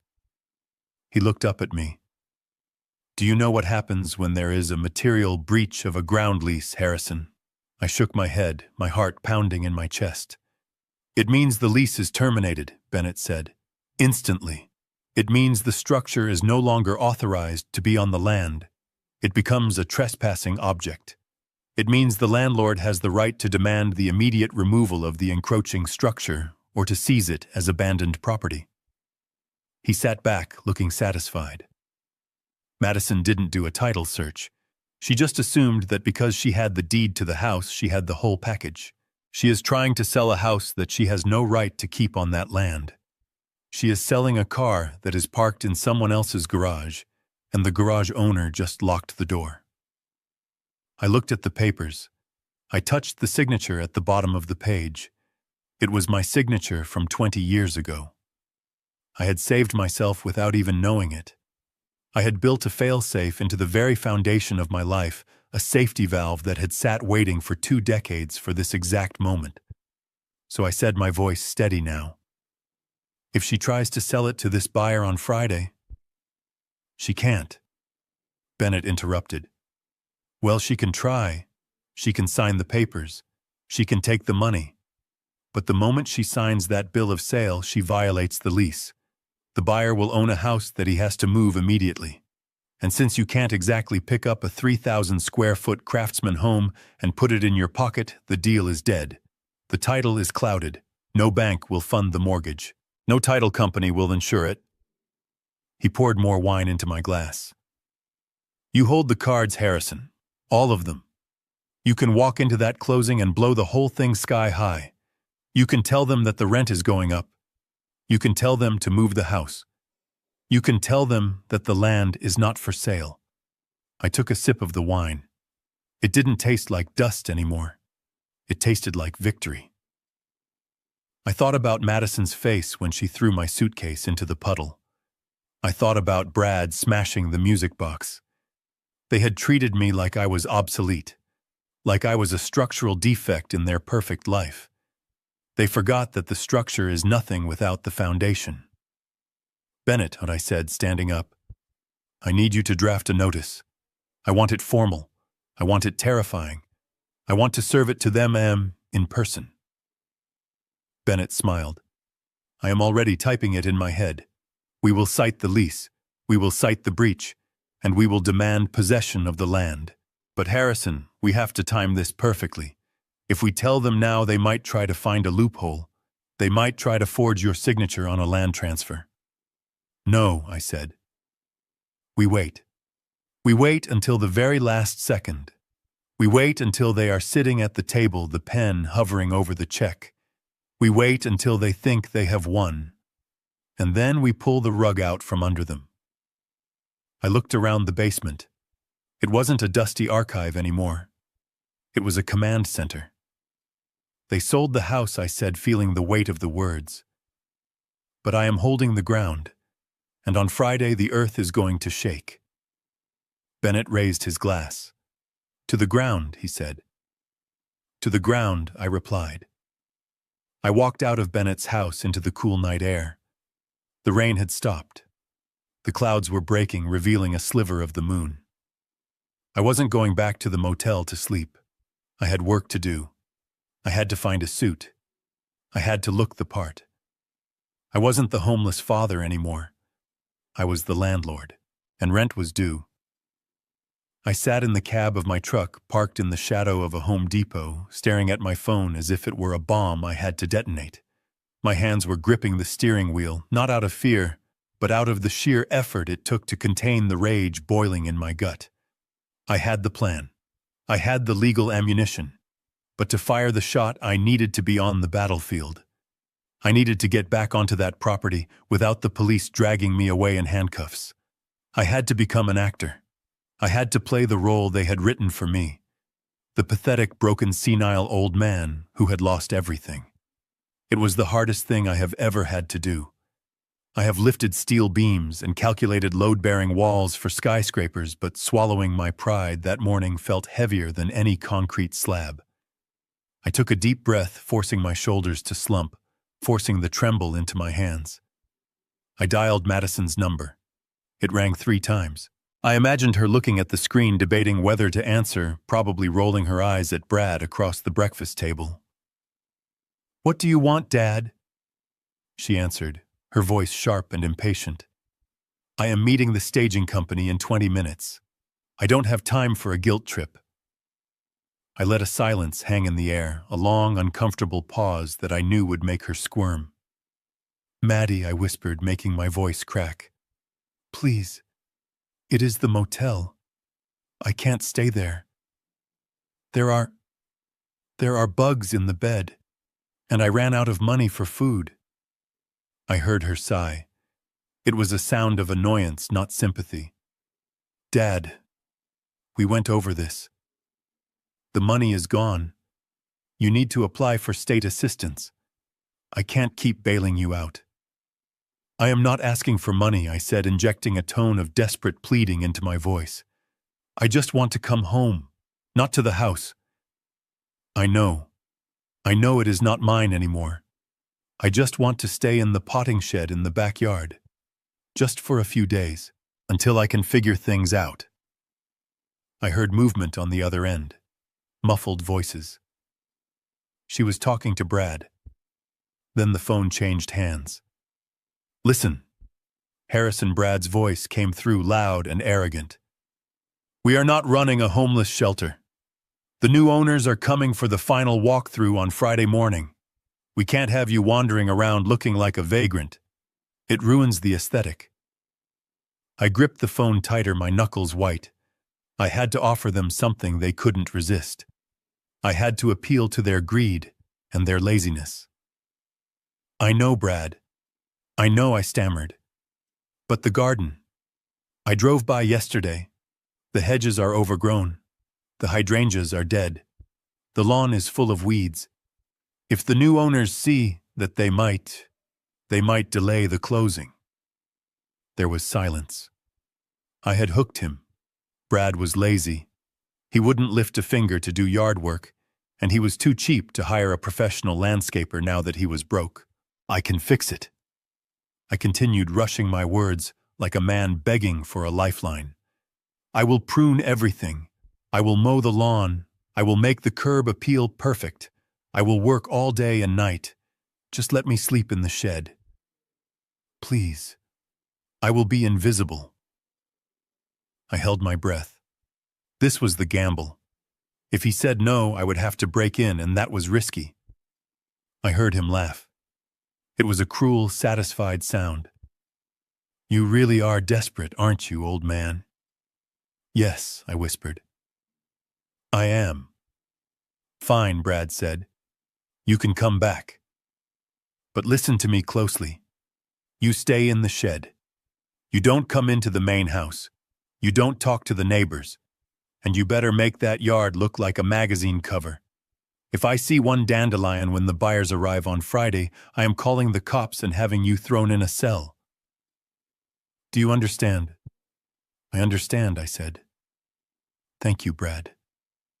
Thank you. He hung up without saying goodbye. I lowered the phone and stared at the blank screen. The mask dropped. The pathetic old man vanished, and Harrison Gallagher returned. I didn't feel shame for begging. I felt the cold precision of a general moving his troops into position. They thought they were getting free labor. They thought they were exploiting a helpless father one last time. They had no idea they had just invited the enemy inside the gates. I started the truck and put it in gear. I drove into the Home Depot parking lot. I didn't go to the gardening section. I didn't buy a rake. I didn't buy fertilizer. I walked straight to the paint aisle. I bought 2 gallons of industrial marking paint, bright fluorescent red, the kind they use to mark crime scenes or condemned buildings. Then I went to the tool aisle and bought a 300-foot surveyor's tape measure and a laser level. I paid with the last bit of cash I had found in the ashtray of the truck. I drove back to the house. It was raining again, a light drizzle that made the world look gray. I pulled into the driveway right past the sleek cars parked in front of the garage. I saw the curtain in the living room twitch. Madison was watching. She was probably checking to make sure I looked sufficiently defeated. I parked near the back gate. I got out hunched over, dragging my feet. I pulled my coat collar up as if I were trying to hide from the world. I walked to the potting shed, a small wooden structure I had built years ago to store Catherine's gardening tools. It was cold and smelled of damp earth, but it was dry. I set my supplies down on the workbench. I looked out the dusty window at the house. I could see Brad in the kitchen pouring himself a drink. He looked relaxed. He looked like a man who had won the lottery.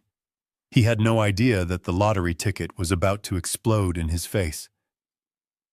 I waited until the lights in the main house went out. I waited until the only light came from the street lamps reflecting off the wet pavement. I stepped out of the shed. I didn't pick up a pair of shears. I picked up the tape measure. I walked to the corner of the property, to the iron stake I had driven into the ground 20 years ago, hidden now by overgrown ivy. I found it.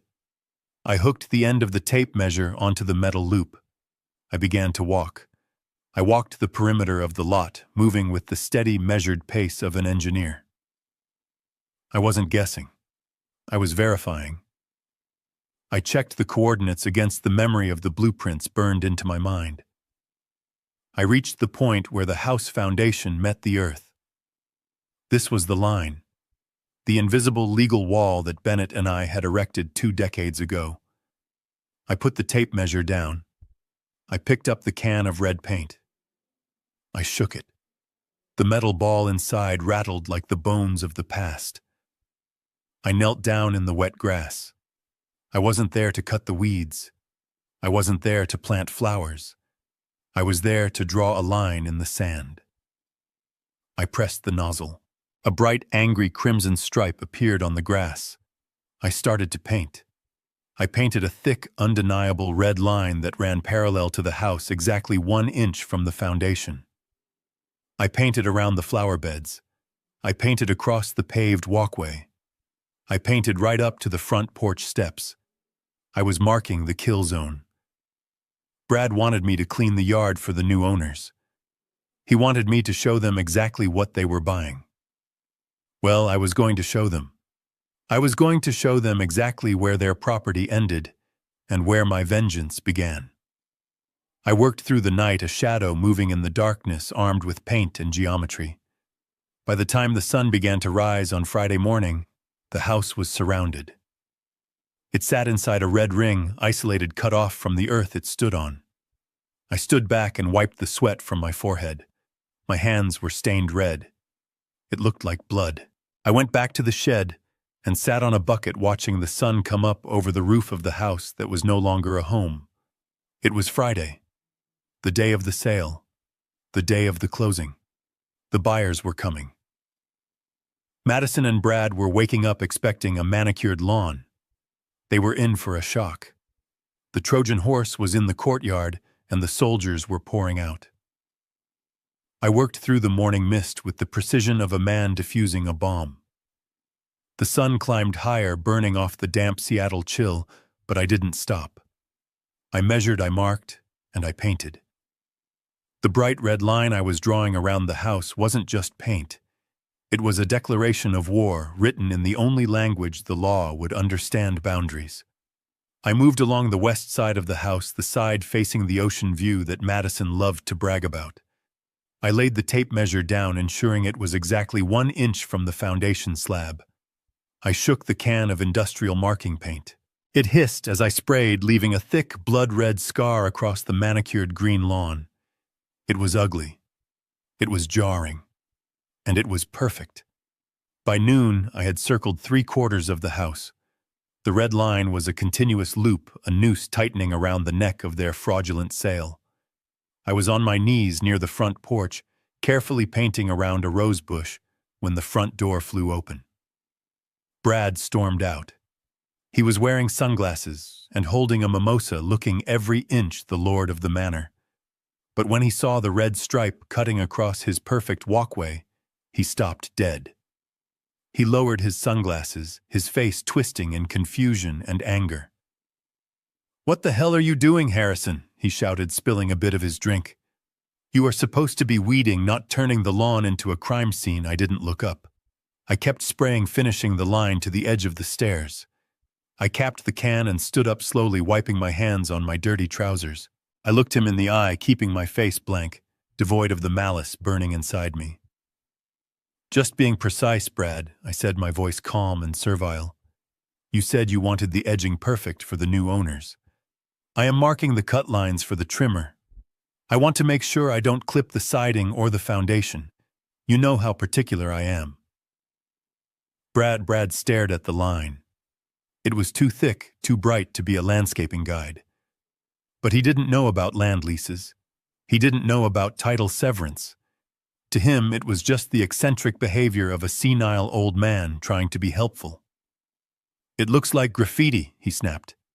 You better scrub that off before Friday. I can't, I said, feigning innocence. It is permanent marking paint. But don't worry. Once I trim the grass back, it will be hidden. It is just a guide. Trust me. It will look immaculate. Brad scoffed. He kicked at the line with his expensive loafer. Whatever. Just get it done. And stay out of sight. The buyers are coming for a drive-by inspection in an hour. If they see a crazy old man with spray paint, the deal is off and you are back on the street.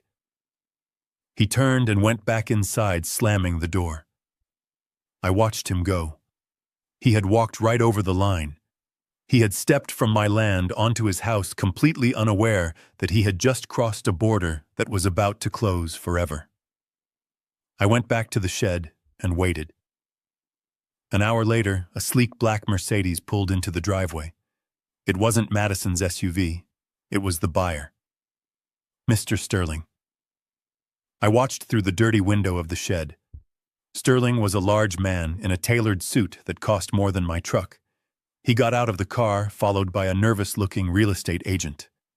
He walked up the driveway, his eyes scanning the property, with the critical gaze of a man who buys things just to say he owns them. He stopped at the walkway. He looked down. The red line was glowing in the afternoon sun. It cut right across the slate tiles of the path, a violent interruption in the elegance of the entrance. Sterling frowned. He pointed at the line. He said something to the agent. The agent shrugged, looking flustered. Sterling walked along the side of the house following the red stripe. He saw how it hugged the foundation, how it separated the structure from the garden. He stopped near the hydrangeas I had planted for Catherine. He looked at the house, then at the ground, then at the line. He scratched his chin. He looked uneasy. It was a subtle shift, but I saw it. The confidence of the buyer was wavering. He sensed something was wrong. He sensed that this property came with baggage that wasn't listed on the disclosure forms. He didn't knock on the door. He didn't go inside. He just stood there for a long time, staring at the red paint, as if trying to decipher a code. Then he turned around, got back in his car, and drove away without a word. I sat back on my bucket in the shed and smiled. The seed of doubt had been planted. Now I just had to wait for it to grow. The trap was set. The line was drawn. And tomorrow, the jaws would snap shut. The sun went down, but the house didn't sleep. Instead, it erupted into a cacophony of noise and artificial light that felt like an insult to the quiet dignity this home had maintained for 40 years. It was Thursday night, the eve of the closing. Madison and Brad had decided that the best way to say goodbye to the house was to fill it with strangers and drown it in expensive champagne. They called it a farewell party, but as I stood in the corner of the kitchen polishing crystal glasses that used to belong to my mother, I knew what it really was. It was a victory lap. They were celebrating the heist of the century, and the victim was washing the dishes. Brad had made it very clear what my role was for the evening. Since they had fired the cleaning lady to save money, and since they were too cheap to hire a caterer, I was the help. I was the old man in the corner who refilled the ice bucket and cleared away the empty plates. I wore my old work trousers and a button-down shirt that was fraying at the collar, moving like a shadow among the guests who were dressed in silk and designer suits. These were not friends. They were vultures.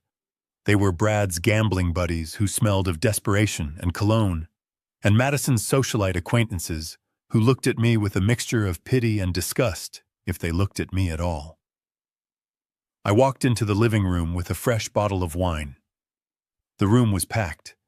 The air was thick with the smell of perfume and greed. Madison was standing in the center of the room holding court. She looked beautiful, I had to admit. She had Catherine's eyes and my chin. But the spirit inside her was something foreign, something twisted by the entitlement I had foolishly fed her whole life. She was laughing at a joke I couldn't hear, her head thrown back, exposing the long line of her neck. "Everyone listen up," she shouted, tapping a spoon against her glass. The room went quiet. The music lowered. All eyes turned to her, including mine. "I just want to propose a toast," she said, her voice slurring slightly from the 3 glasses she had already consumed. "To this house." It was a dusty, creaky old thing, but it served its purpose. And now it has given us the greatest gift of all. "Freedom, hear, hear," Brad shouted from the couch, raising his glass. Tomorrow morning, Madison continued, sweeping her arm around the room, as if she were a queen addressing her subjects. We signed the papers. $2 million. Cash. We are finally getting what we deserve. We are leaving the past behind and stepping into a future where we don't have to worry about leaky roofs or outdated plumbing or... She paused, her eyes flickering to where I stood in the shadows, or dead weight. The room erupted in laughter. It was a cruel, sharp sound. They knew who she was talking about. I was the dead weight. I was the outdated plumbing. I stood there, gripping the neck of the wine bottle so hard I thought the glass might shatter in my hand. I wanted to scream. I wanted to throw the bottle into the fireplace and watch the flames consume their arrogance. I wanted to tell them that the leaky roof she complained about was the roof I had fixed in a thunderstorm when she was 6 years old so her teddy bears wouldn't get wet. But I didn't scream. I didn't throw the bottle. I walked forward, my face a mask of absolute submission, and I poured wine into the empty glass of a man who didn't even say thank you. I was playing the long game. And in the long game, you have to be willing to lose a few hands to win the pot.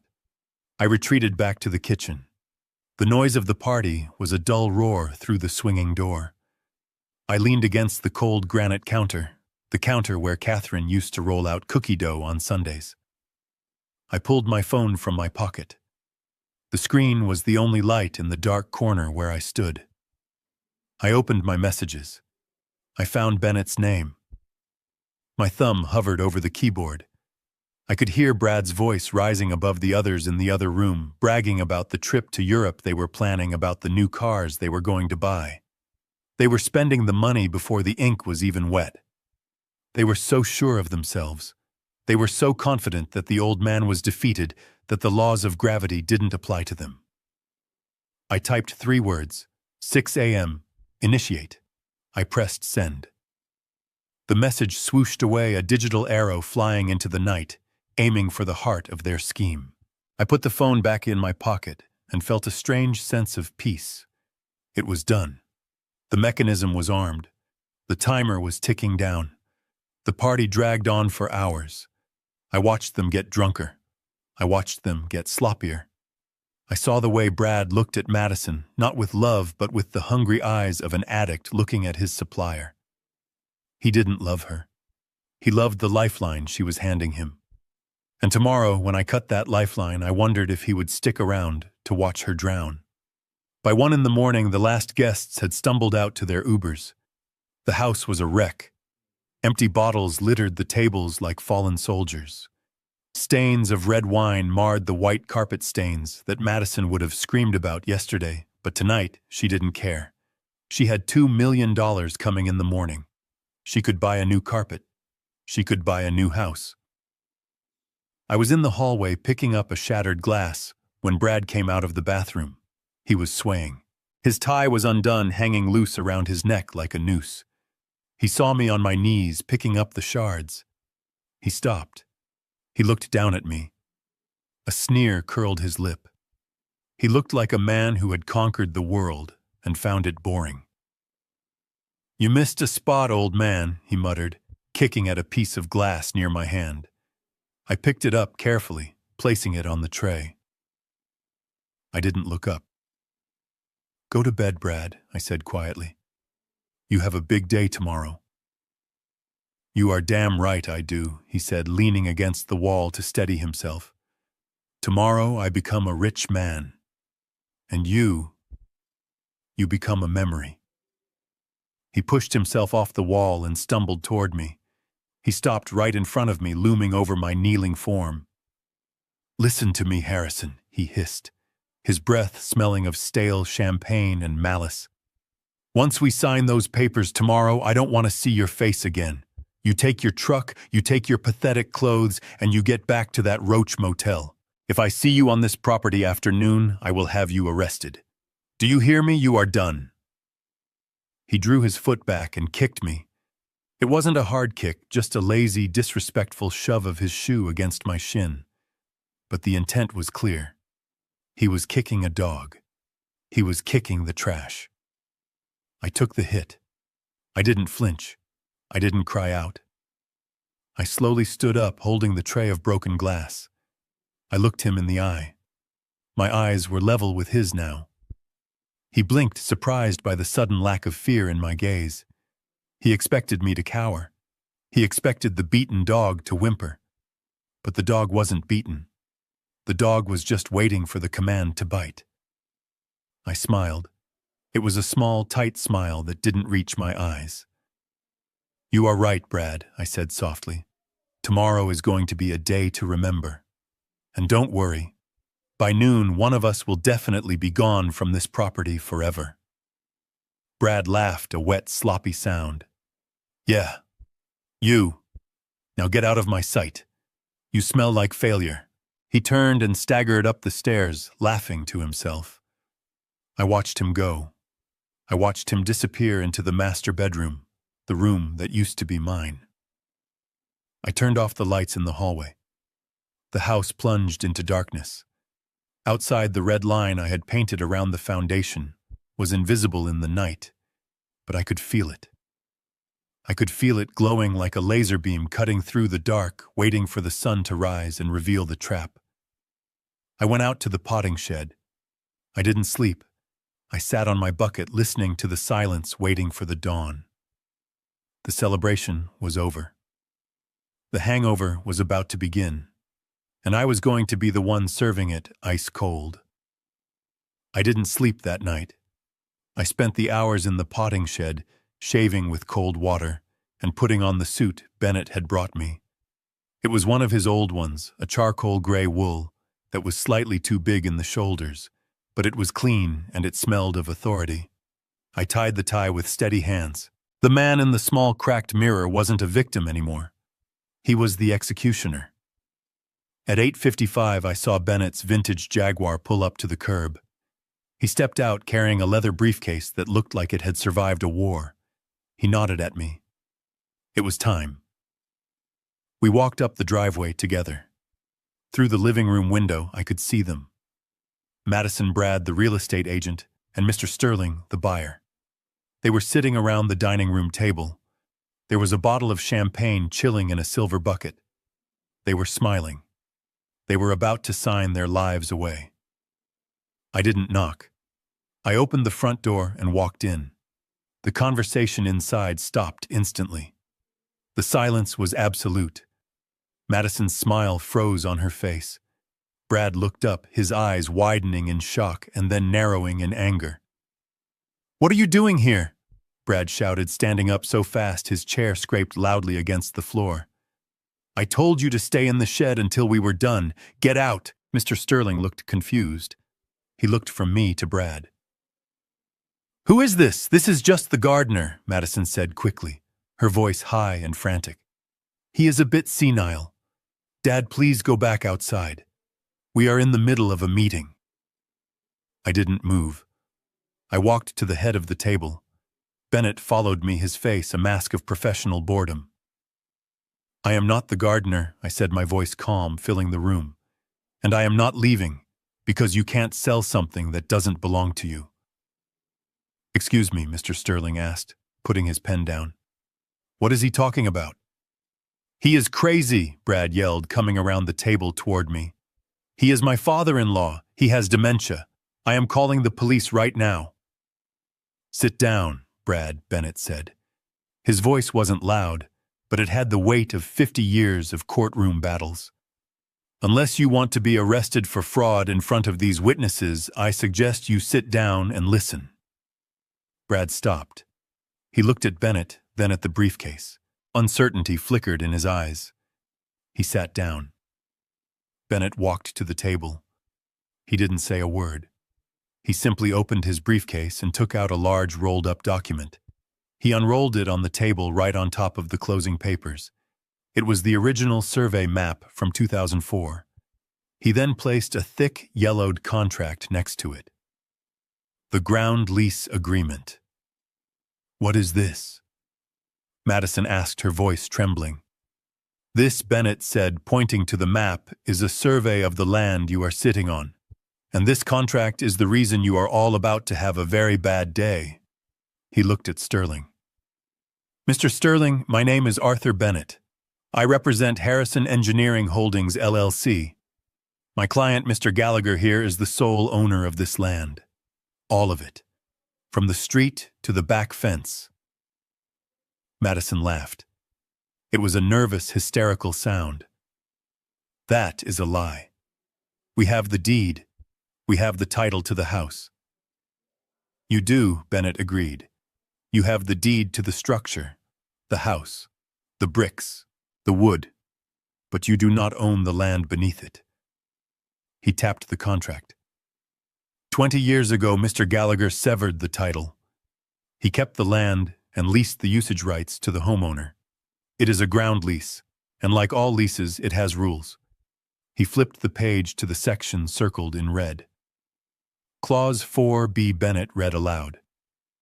"Any attempt to sell or transfer the improvements to a third party without the written consent of the landowner constitutes an immediate breach of contract." I stepped forward. I looked at Madison. She was pale. She was starting to understand. "I didn't give my consent." "Madison," I said softly. Bennett continued. "The moment you signed the listing agreement with this agent, you triggered a default. But the moment you attempt to sign that bill of sale today, you trigger the termination clause." "Termination," Brad whispered. Bennett nodded. "The lease is dead. It expired 5 minutes ago when you confirmed your intent to sell. And since the lease is terminated, the structure is now trespassing on my client's land." I walked to the window. I pulled the curtains back.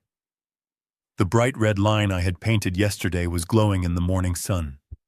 It circled the house like a crime scene tape. "Do you see that red line?" I asked, pointing. "That is the property line. Everything inside that line is the house you're trying to sell. Everything outside that line is my land." I turned back to them. The room was so quiet I could hear the clock ticking. "Since you are no longer tenants, I am exercising my right as the landlord. I want my land back, clear and empty." I looked at Sterling. "Mr. Sterling, if you buy this house, you are buying a pile of wood that is illegally parked on my property. And I am giving the owners exactly 48 hours to remove it." "Remove it," Sterling sputtered. "You mean, move the house? I mean, pick it up and take it somewhere else," I said. "Because if it is still here on Sunday at noon, I will start charging rent. And since it is an unauthorized commercial structure on residential land, the penalty rate as per the contract is $50,000 a day." $50,000, Brad choked out. Sterling stood up. His face was red. He looked at the papers in front of him. Then he looked at Brad. "Is this true?" he demanded. "Does he own the land? I didn't know," Brad stammered. "We have the deed. It says we own the property." "It says you own the improvements," Bennett corrected sharply. "You should have read the title report more carefully. Or maybe you should have just treated your landlord with a little more respect." Sterling didn't wait for an explanation. He grabbed the check he had written, a cashier's check, for $2 million. He ripped it in half. The sound of tearing paper was louder than a gunshot. He threw the pieces in Brad's face. "You tried to sell me a house with no land," Sterling roared. "You tried to scam me." "No. No," Madison cried, grabbing Sterling's arm. We didn't know. We can fix this. Dad, tell him we can fix this. I looked at my daughter. She was crying now. Real tears. Not because she was sorry, but because the money was disappearing. There is nothing to fix, I said cold. The deal is dead. Sterling turned to Brad. He drew back his hand and slapped him. It was a hard, open-palmed strike that echoed through the room. Brad's head snapped to the side. A red mark bloomed instantly on his cheek. You are hearing from my lawyers, Sterling spat. Attempted fraud. Wasting my time. He stormed out of the house. The front door slammed shut, shaking the walls. The room was silent again.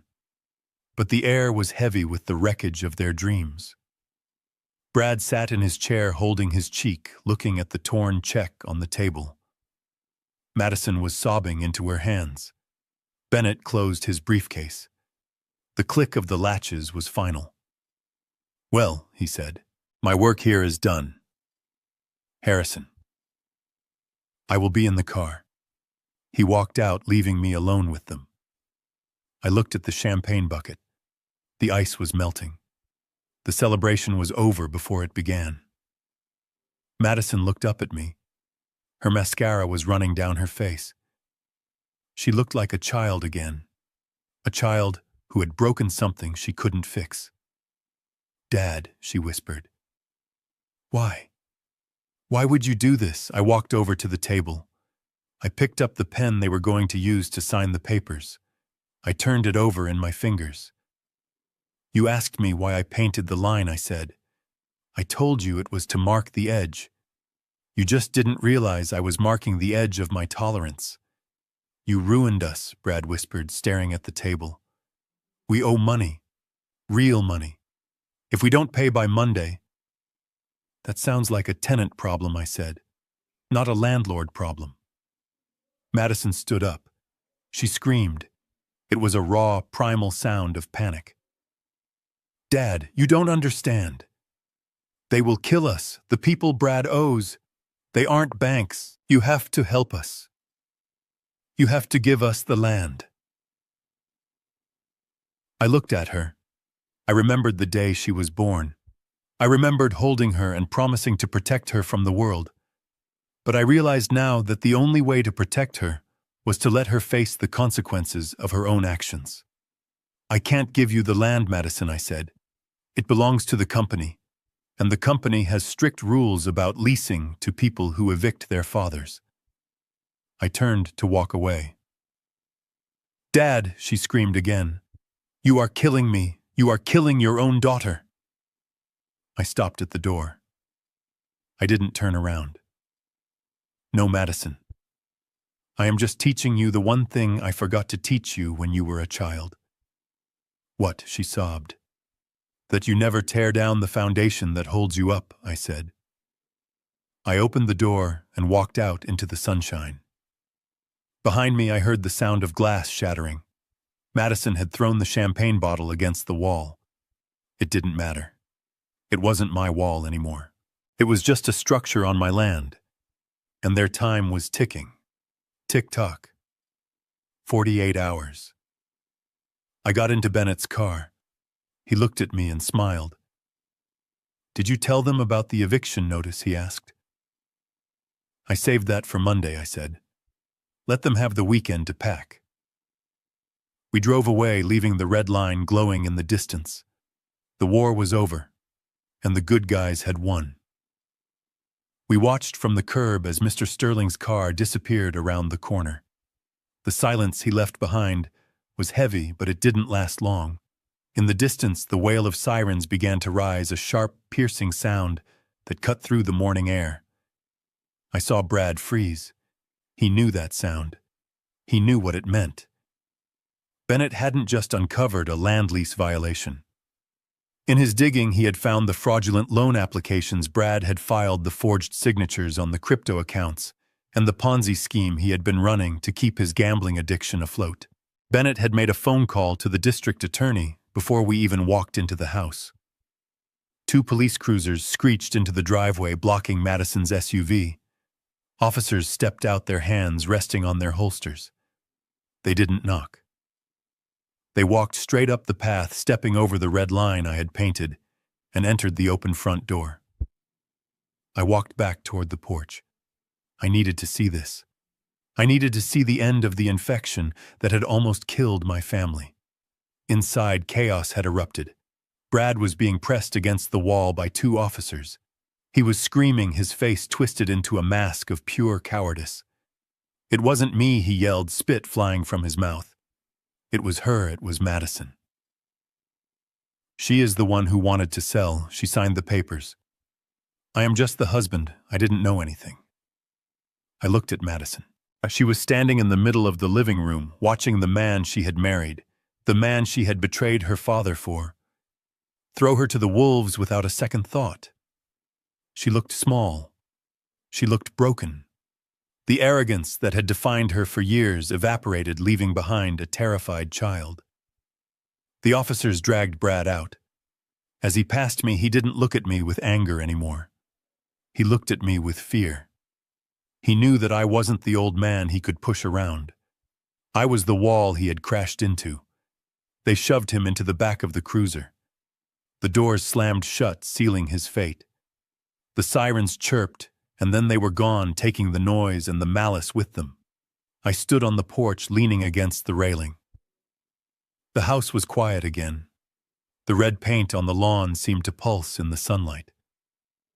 Madison walked out slowly. She wasn't wearing her shoes.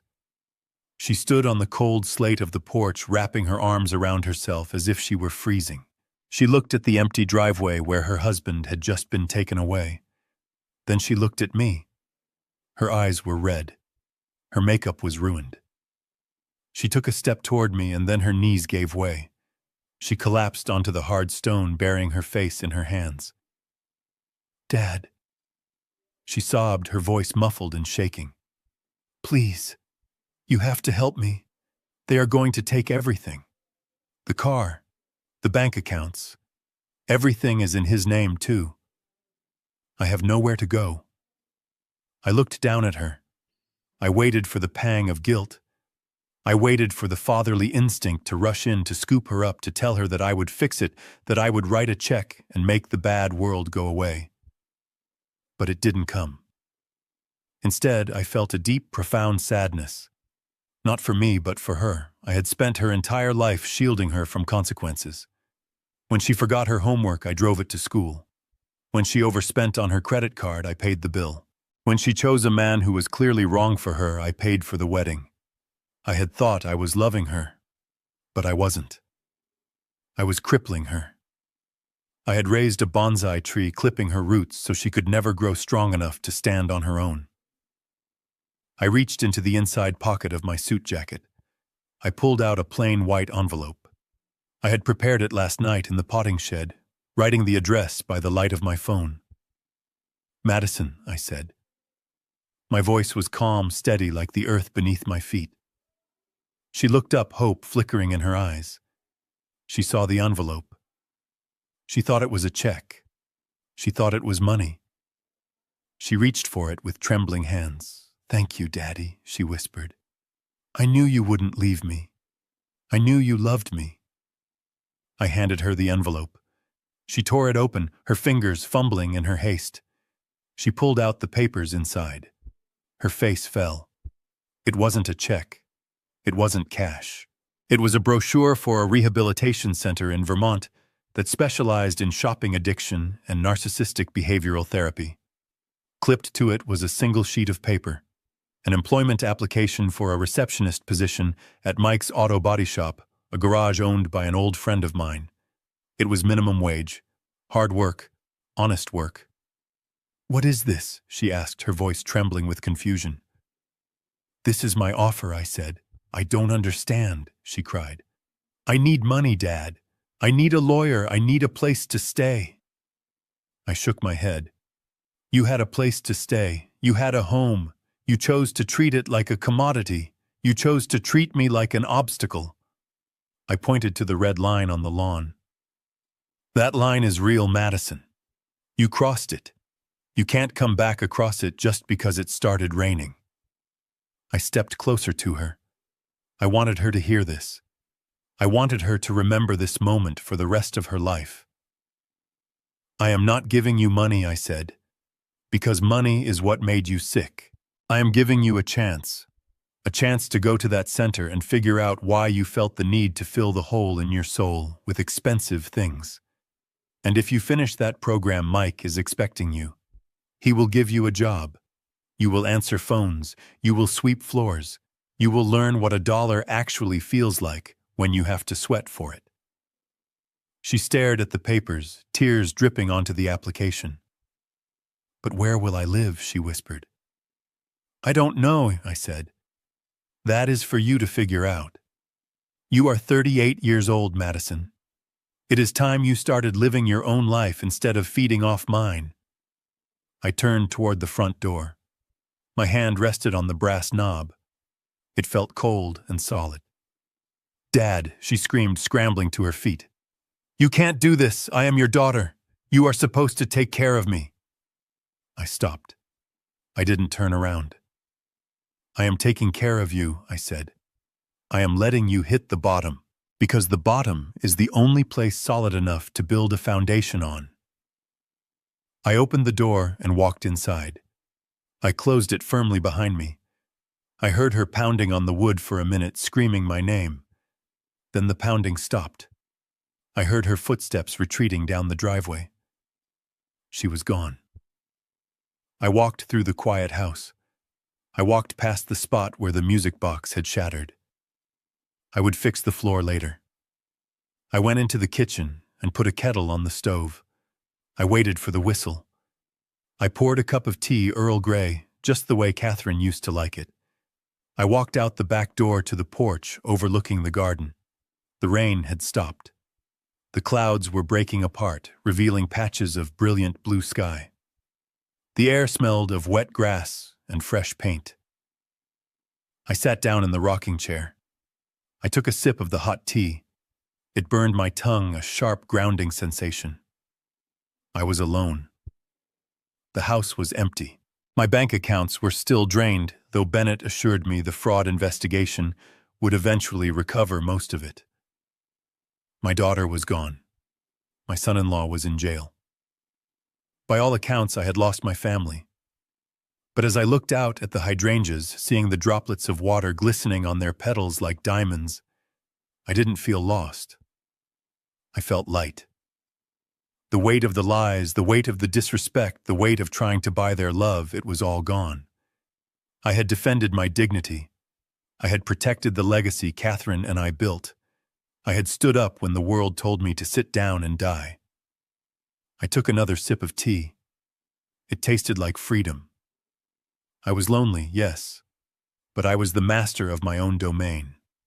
I was the landlord of my own soul. And for the first time in a long time, the foundation felt strong enough to hold whatever came next. The most painful lesson I learned in 70 years is that sometimes the people who share your DNA are not the people who deserve your loyalty. We are taught that family is everything, that blood is thicker than water. But blood can be toxic. Blood can carry a disease that rots you from the inside out if you don't treat it. I learned that respect is the only currency that matters in a relationship. If someone withdraws from your account without depositing respect, they are bankrupting you no matter how much you love them. You have to be willing to close the account. You have to be willing to draw the red line and say, "This is my land. You do not cross." It is better to be alone in a house built on truth than to be surrounded by people in a castle built on lies. If you have ever had to make the hard choice to cut off a toxic family member to save yourself, I want to hear your story. Tell me in the comments below. It is not an easy path, but you are not walking it alone. Please hit the like button if you believe that dignity has no price tag, and subscribe to the channel for more stories about standing your ground. Thank you for listening. I am Harrison Gallagher, and I am finally home.